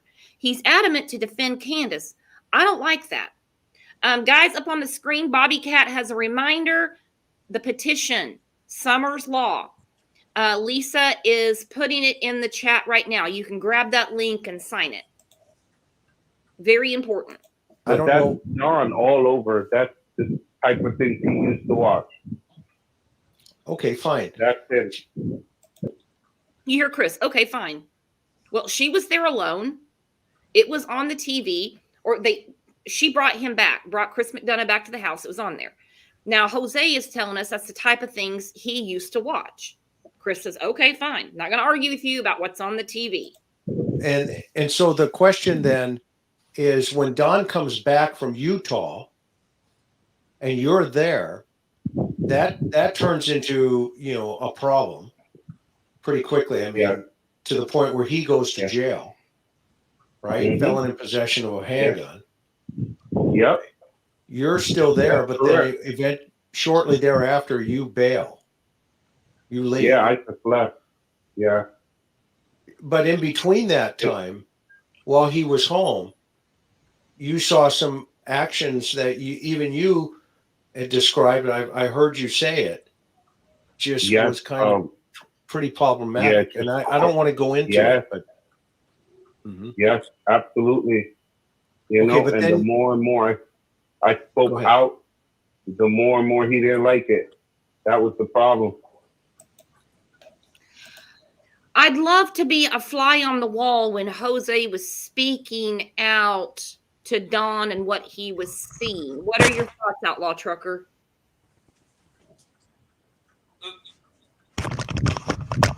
that? He says that he brought up things around the house that he saw he didn't like. How do you think Don handled being told how to run his own household? Oh, as a father, I would get very angry and disappointed, and then next thing you know, it depends on how it presents itself, I guess. What do you think, Sasha? I don't see Don allowing him to do or say anything in regards to his household. No. I just don't see Don being that kind of a person. No, I don't think he took that well. I No. don't think he took that well at all.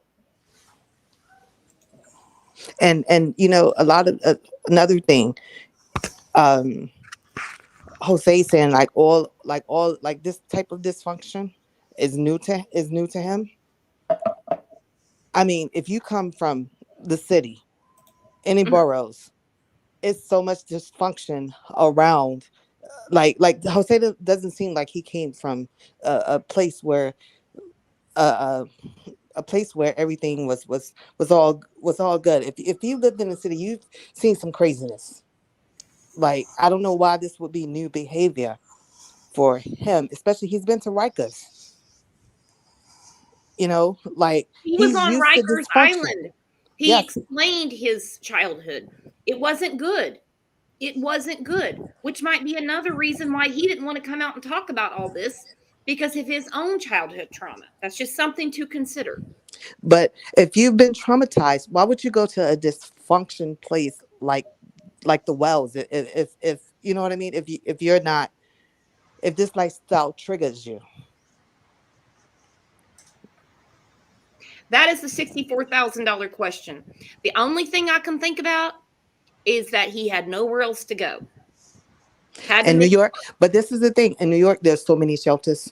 In Gloversville, is there a lot in Gloversville?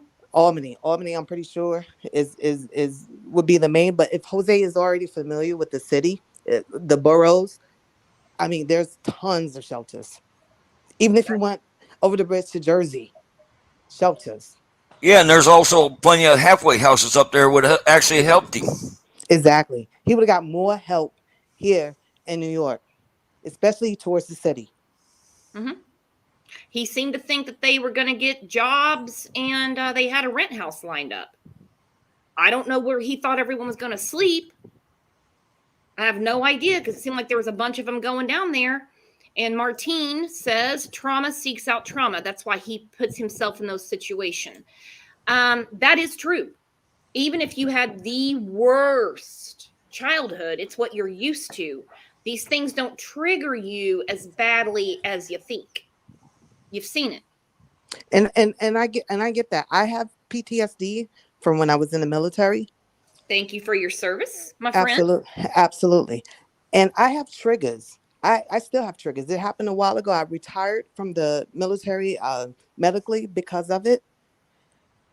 I don't go around stuff that brings me triggers.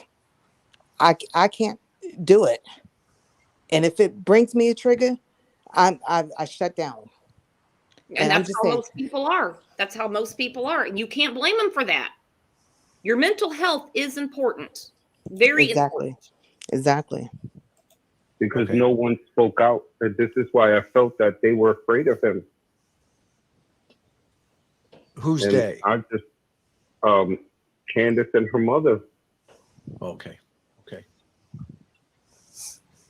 But now in retrospect, looking back, when you first tell the FBI after 7 days, there's no way.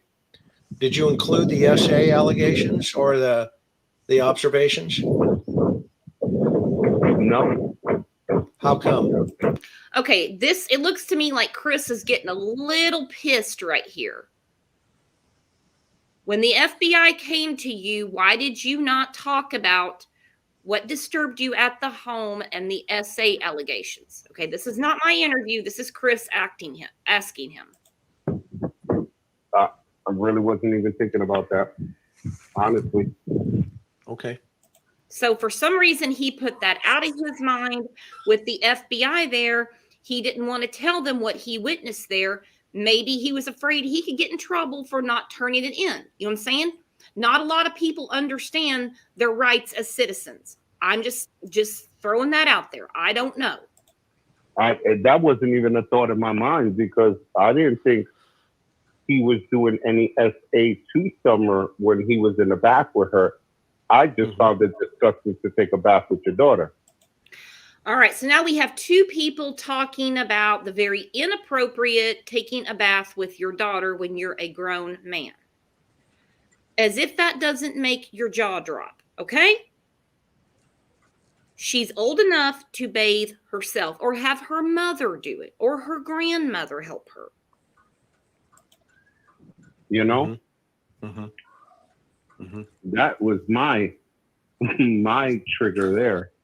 Like, no, I don't think so. But as far And as you confronted him, right? Yes, yes. I took Summer out of that shower. Yes, With Don in it?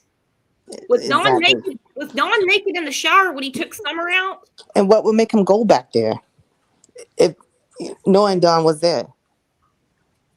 Why didn't he confront Candace and say, go get your daughter out of the shower right now, as opposed to him picking up a naked little girl out of the shower with her dad?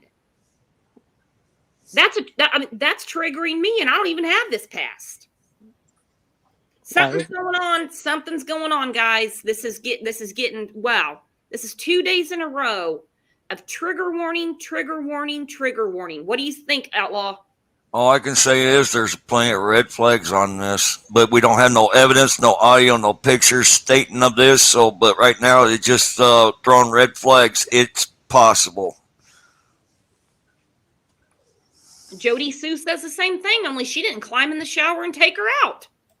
I did. I stood there with her pink princess towel, because that was her favorite towel, and she always used it. And I remember that towel because that towel will get washed like every other day, because Summer will always be dirty because she was outside playing so much. And she will always be full of dirt.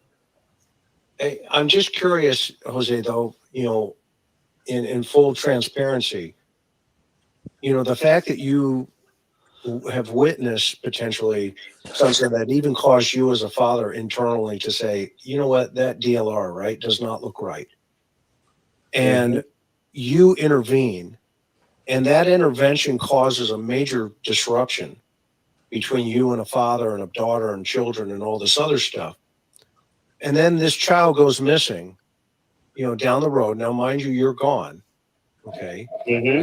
I get that piece, brother. Okay. But at the same time, when the cops and the authorities come to you and you mention, okay, did she go out?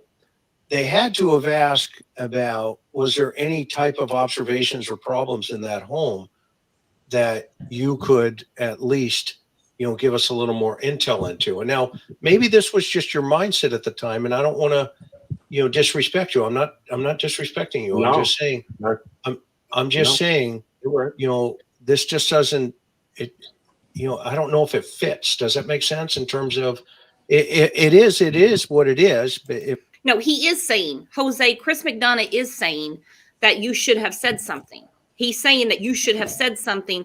When the FBI found you, you should have said something. We have a question here from Heidi L. How long did Jose stay with Don? I need that answered. We all do. We don't have a timeline. We don't know. We don't know the exact date. But can I say something? Go ahead. But not only that, when Jose was there, and if he did actually see this, why didn't he call the law to get him out there? If it's suspicious and all that, and have it checked out. I would have. Now, according to him, there was no Wi-Fi. He had no signal until he got to Kingsport or close to it. Candace did always seem to have at least one bar on her phone. I would have grabbed Candace and been like, look, she does not need to be bathing with her father, whether it's shower or bath. When he couldn't use his own phone, that I get. But there's always another day, if you know what I mean. Yeah. It seems like Chris is giving him an out. If that's what you did and that's the truth, okay, no problem. Yeah, but they didn't ask me nothing like that. They didn't go down that route. They didn't. No, they did not. Absolutely not. It was more like they felt like they did bodily harm to her. Okay, there it is. I'm leaving it on the screen. So when the FBI was there, they weren't asking pressing questions like about showers, baths, princess towels, possible essay. They weren't asking that. It's right there in closed caption. They felt like they did bodily harm to her. This is the only person who has ever spoke about their conversation with law enforcement. Allie says they won't tell us anything. She does say that when TBI talked to Hunter, even though she couldn't be present at the time, it was more detailed questions, harder questions. This part is huge for me. This is the FBI, felt like they did bodily harm to her. I want to know what everybody thinks about this statement. This is not just something that you can throw out and say the FBI told you that without getting in serious, serious trouble if it's fabricated. If this is a fabricated statement, he would be in serious trouble and we'd be hearing about it.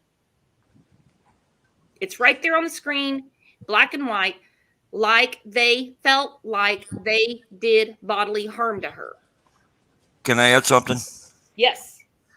Well, for some of the interviews that they had on different panels and all that, and it is 100% possible that the verbal abuse, the physical abuse is there of what they have done. Mm-hmm. It is there. Look at 100%. The pictures.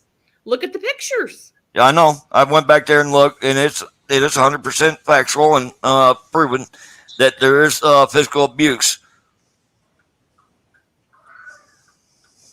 Like they felt like they did bodily harm to her.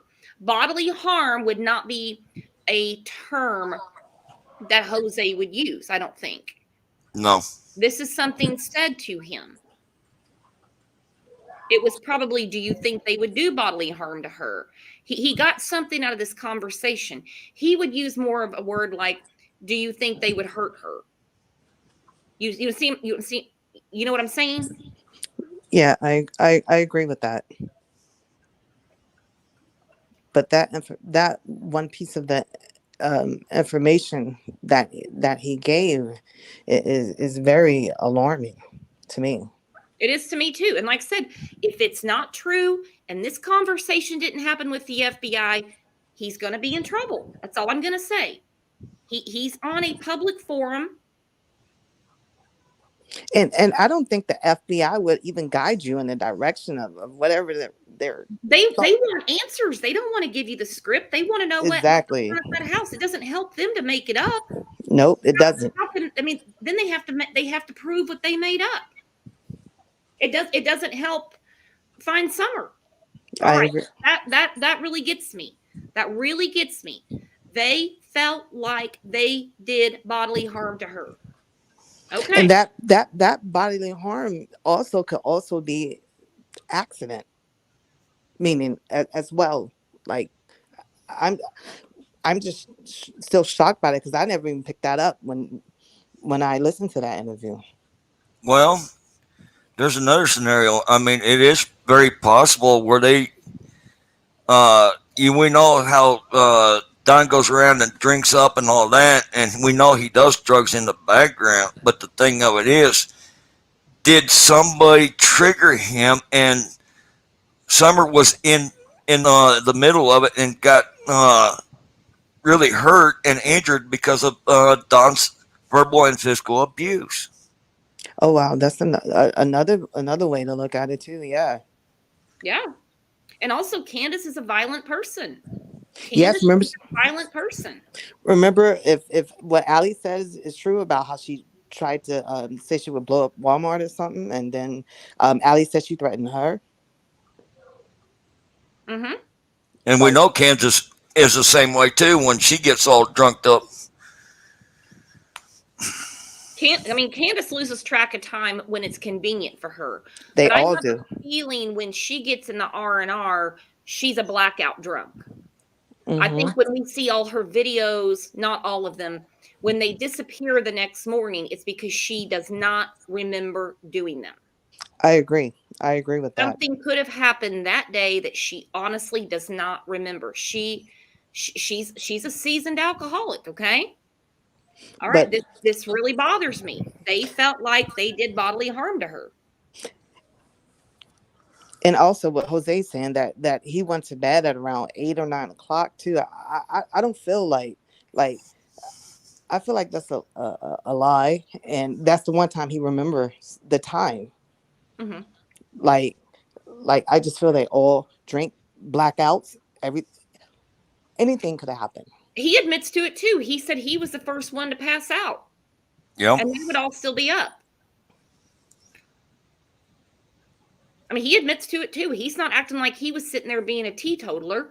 I mean, when you're saying something that, that you're doing wrong, you really wouldn't, you don't want to make up bad things about yourself. You kind of want to make up good things about yourself. You know what I mean? Yep. That's So why. I'm sorry. no, go ahead, Sasha. No, I was just saying that's why I don't believe it. I don't believe that he goes to bed at 8 or 9 o'clock unless they start way in the morning hours doing whatever they do or did. Well, I mean, if they start drinking, say at 5 o'clock, like he said, he hasn't drank in a long time. He's already got all this depression and anxiety going on, and he's drinking R&R whiskey. It's really not out of the realm of possibility for him to pass out pretty early. But also, I think I saw something where he went to Rikers Island for actual drugs, and I don't put it past that he probably also does drugs. Mm-hmm. And to me, I don't know. I just feel like something with that story of him passing out, going to bed at a certain time is I don't feel like. Convenient. Yeah, and the same thing. They said the same thing about Candace. They said Candace would, after, I think Don said after she would smoke weed around that same time Jose gave, she would be out too. Can I set a scenario too? Go ahead. Well, just like the church when we found out Candace would be sleeping and all that. Okay, just take that scenario. I'm going to change that around a little. What happens if it, say for instance, they started Don and Candace was partying and started at 1, and by the time around 8 or 9 o'clock, the kids are not even in bed, but yet they pass out on the couch and the TV, but yet the kids are all up and running around. Who's actually really supervising them? That's true. Wow.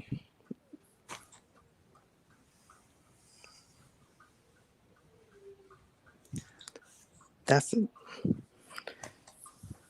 think of that one.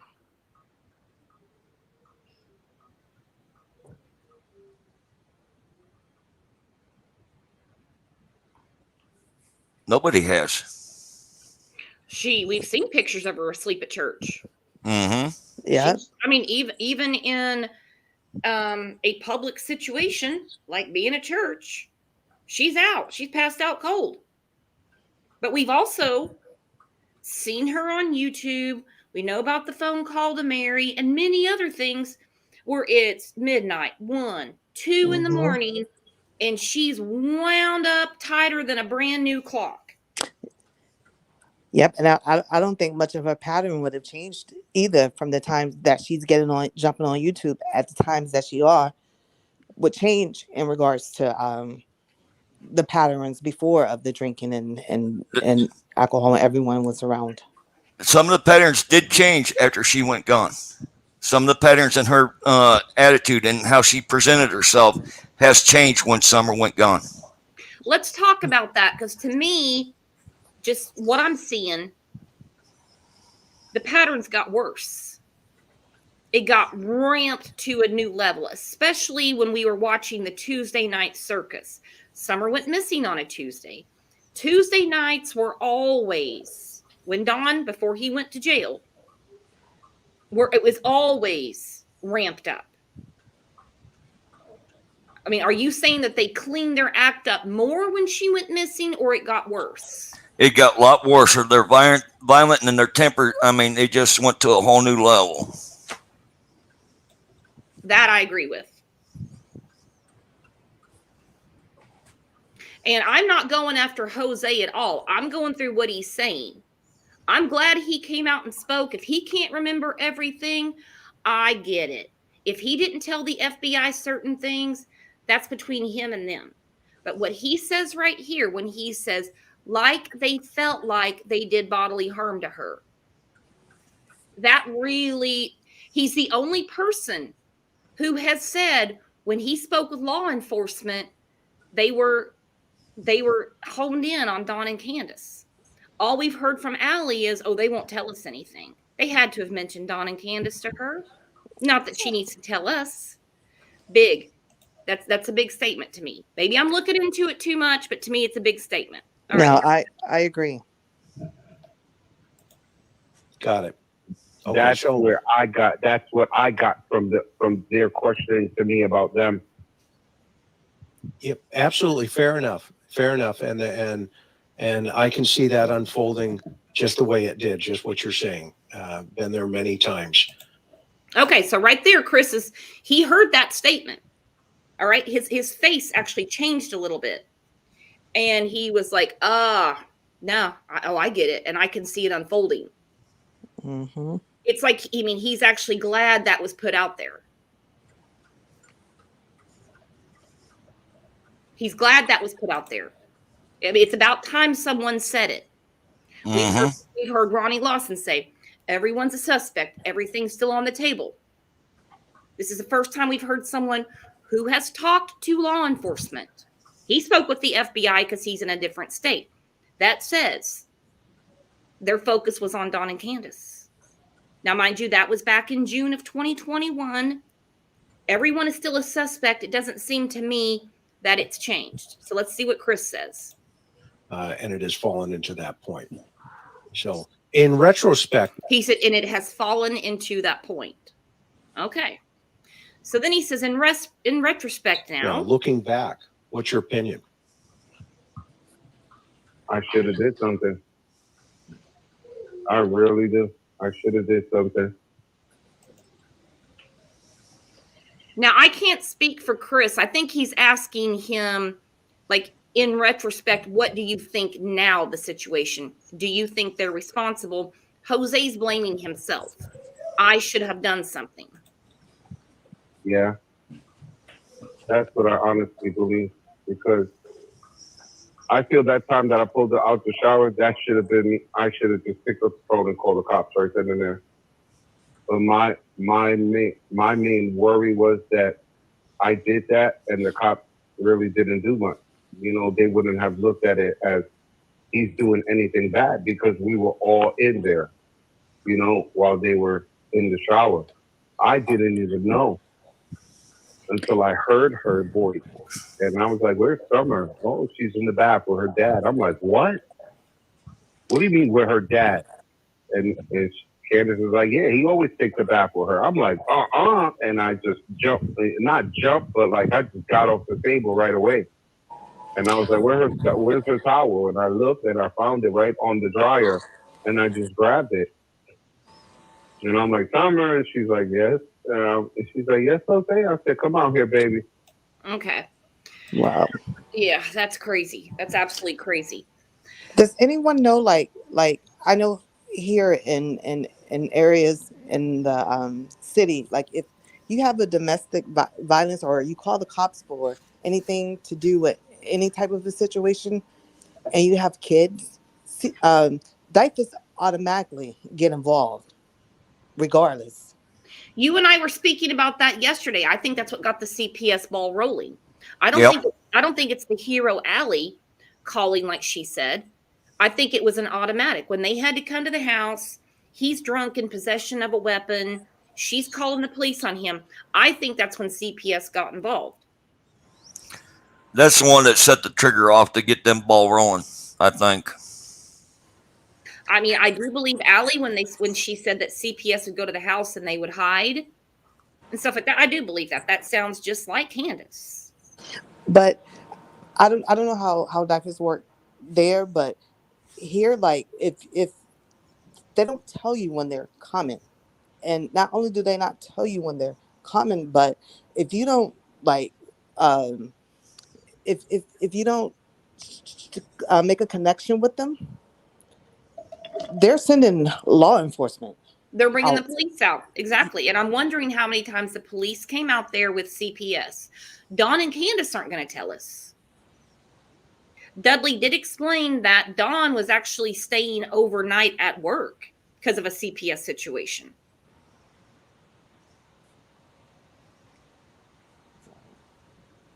But the thing is, how's he getting this information when they are coming? So he's hiding. So right there, where is the key connection of who's telling them that CPS is coming? There's Exactly. the red flag right there. Well, I don't know. We have a couple of social workers in the community, and I have a personal friend who's one here, and she says she always tells them when she's showing back up. She always tells them, I'm going to come back and follow up. Now, if she can't make contact with them, then she gets the police, and then they go. That's a totally different alert, but she tells them when she's going to be back. But on the first initiative, like say for instance, I'll set up a scenario. Say for instance that your kid reported something, so I'm going to show up with no contact to make sure that everything's fine. Say for instance, I was a CPS worker. See what I'm saying, Brooks?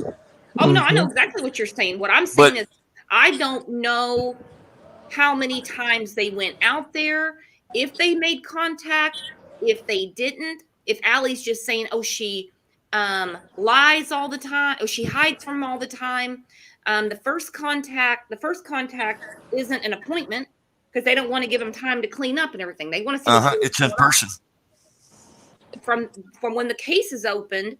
Now, this is just, a few people I've talked to in the cases they have. Every case is different. They're like, okay, I'm going to be back in a couple of weeks. Work on this.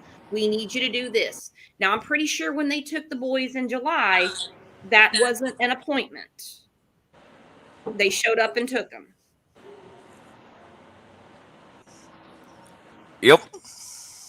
And make no mistakes, this goes way deeper than any of us can imagine. It does. Definitely does. Months in, if our theories were any way, shape, or form correct, it would have been solved almost a year ago. Almost within 3 months after she went missing, they should have been already been solved. I agree. didn't make it past the first weekend. I was like, oh, they'll find her this weekend, one way or another. There's going to be fast arrest. Is what I kept thinking. I was like, there's just no way this can go on. And here we are. People ask a lot. They're like, well, why do you keep talking about Summer? Because her parents don't want us to. Yep, I agree. They want it to be over, and I believe that because it may be multiple people involved and in different states, I believe that's probably one of the reasons it could be taken as long as it is. Mm-hmm. Because for me, I don't believe. I mean, she could possibly well be on the property, but I don't know. I feel like she's definitely not on that property, and she's crossed some state lines. It could be. It could be. Just because they're looking in that area doesn't mean she has been moved. Look at Gannon Staunch. They were looking around the area where he lived. He was found in Florida. Oh, yeah. Yep. It doesn't mean that they're perfect and they have a crystal ball. She could be somewhere else. Now, I'm not going to run with that and say, oh, I think she's here. I think she's here. I was reading this the other day and they were mentioning caves in Montana. I'm not going to do that. She could be somewhere else. I mean, when Ronnie Lawson says everything's still on the table, then it's all on the table except abduction. They've already said that's ruled out. I really wish that the governor of Tennessee would speak out. Let me tell you why. Serenity McKinney, when she went missing in Kentucky, governor and attorney general got right on that. Mm-hmm. Harmony Montgomery, the governor asked for he did an entire report about CPS's involvement with Harmony. The heat was on. All right, the chief of police and everything, they're dancing. trying to find little Harmony. We're going to do another show about her this week. You look at Michael Vaughn.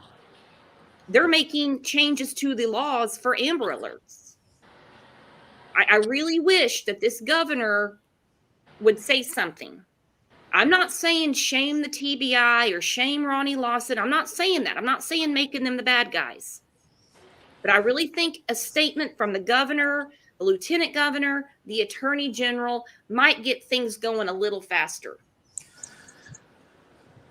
And not only that, it kind of helps the law to make a better response time and everything else. And when a kid does come up missing, and it can actually help the police department and the local law to have a better response time. And that's what they're trying to focus on now. And they're trying to gather this to help it do better, to help save these kids within a matter of hours, not days, not months. They're definitely moving that way in Idaho. They need to do it in Florida. They need to do it in my state. They definitely do. I will say with Summer, their response was fast. They had an Amber Alert pretty quick.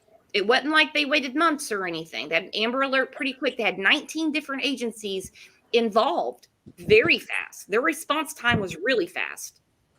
It's absolutely insane to me that this is still going on. And there's 2 people on that hill. 2 people, well, one's in jail.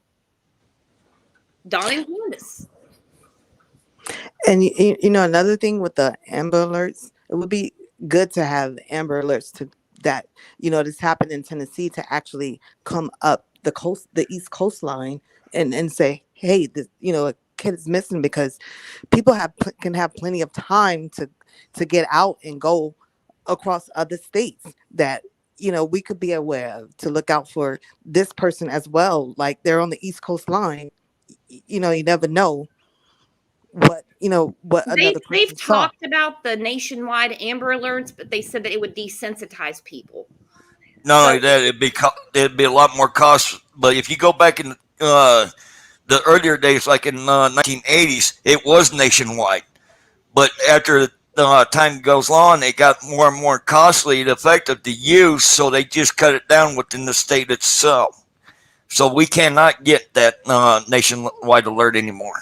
Well, hopefully that petition changes it. I mean, in the 80s, I don't remember an Amber Alert, but there was milk cartons.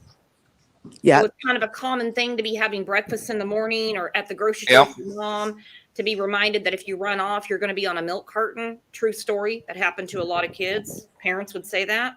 All right. That's Gen X for you. That's, you know, that's how our parents did things. So guys, this has been great. I'm going to start winding this down, but I have one more question. I want to keep everything about summer geared towards summer. That's what this is. When we do shows about summer, it's about summer. Okay. Now I understand we've been talking a lot about Jose, but Jose's talking about summer. Now he says because of coming forward, he has now lost his job. He is, I mean, Chris said he was not there June 15th. He is not an SO. What do you think about that? Him losing his job and everything. I don't know how people found where he worked and everything. That's pretty sick that people are harassing an employer and getting this man fired. They do it all the time. Mm-hmm. For me, I don't know how to feel about that to a certain extent, because for me that's like, I feel also he's see Candy and the rest of them getting donations, money from you know, other places, and could be a sympathy. He could want sympathy, and I just don't know how to feel about that right now. And as I said before, if he is from the city, he can get stuff. He can definitely apply for stuff. And even Albany, there's a lot of places. New York is one of those states that he could definitely get what he needs if he has an issue with housing, food, any of that. Well, and I also want to know if he's living in New York. I don't know where he's living. Well, that's true too. I don't know where he's living. When he first talked to Justin in ICU, he was like, you can tell from where I was calling, I'm not in New York. I don't know where he's living. But on what grounds would they fire him? online rumors. Now, I know a lot of companies anymore, and they have very strict social media guidelines. So if our HR department is tied up all day because you're acting like an asshole, we don't need that. But I mean, in this case, he's coming forward about a missing little girl. That's something that he was kind of put into the middle to. So I'm just wondering what you guys think about that. I just don't, to be honest, I just don't see. I mean, to me, if you get fired for something that of this magnitude that you had nothing to do with, to me, I mean, wouldn't you be trying to sue that company or trying to I would. I'd be contacting my Department of Labor and I'd be like, look, this is what's going on. Exactly. I was questioned by the FBI. I reached out. I didn't reach out, but I was found by some people. I spoke with them. They mixed me up with the wrong person, and now they're calling my company, and I've lost my job. I wouldn't sit there and take that. Exactly. So I hope he does. I hope he does. Whoever's guiding him, talking to him, I hope they tell him, no, you can't just lose your job for that. No, what I would be doing, I'd be filing counterclaims and countersuits against their dirty action of falsification and false accusation and all that, and start filing counterclaims. Exactly. No, I wouldn't lose my job over this. Well, I mean, I would lose my job. But I mean, I would wait to get that unemployment denial, and then I'd go from there. I'd be like, FBI found me. I spoke out about a missing little girl that I knew. No. I'm sorry that these people that have nothing better to do are calling you. That's got nothing to do with me. So. Exactly. And on top of that, wouldn't you stay off the internet if that was the case? And you know what I mean? Like, I mean, at that point, I'd be so pissed, I'd keep going. That's just me, though. Yeah, that would be me too. I'd be just putting more heat on the fire just to agitate them and just to see what they actually have can do and all that in the background. Man, I don't know. The water gets muddier and muddier every day. And I cannot believe the month of March has been crazier than the month of June with this case. So I'm going to start winding this down. Thank you so much, Sasha, for coming up. I love your input into this case and the way you think. You're not just looking, you think of all angles. Thank you. And I appreciate you having me here, Brooke. Like 10 o'clock here, that's my Brooke time. Like, that's my Sasha time. Kids know not to bother me because I homeschool here. But kids know not to bother me. 10 o'clock here. That's my time. Well, we'll see you tomorrow at 10 o'clock your time, my friend. I'll talk to you right after this, okay? All right. Outlaw, thank you for coming up. Always love your insight on this case and how you've been involved. I mean, shoot, I met you back in June. Mm-hmm. You haven't stopped once. Nope, I'm still digging, girl. I know. I have not stopped to help Summer's voice, to get it out and then help protect this kid. And like I said, when I grabbed a hold of her hand, I don't care if she's alive or dead. I still have her hand, and I am walking this ground with her, and high and proud. So don't forget that I am still working on her behalf. And we will work right alongside with you. Thank you for all you're doing. Thank you for having me. Talk to you in a second. Bye-bye. All right, later. Well, guys, it was another great show. Still very, very sad, very tragic. Summer Wells is still missing. Her parents and I believe her grandmother, too, are not cooperating. They're not really going to help law enforcement find their daughter. I do wish the governor would make a statement or something, but you know what happens when you wish. You know, wish in one hand, shit in the other, see which one fills up faster. Want to thank the Mod Squad. You guys are awesome. Our panelists today. And as always, the best chat on YouTube, best community. You guys keep it real. You keep it funny, even though we're talking about very dark topics. So I will see you tomorrow morning at 9 a.m. Central Time, unless I bump into you on Facebook or Discord. You guys are the best. Talk to you tomorrow. Bye-bye.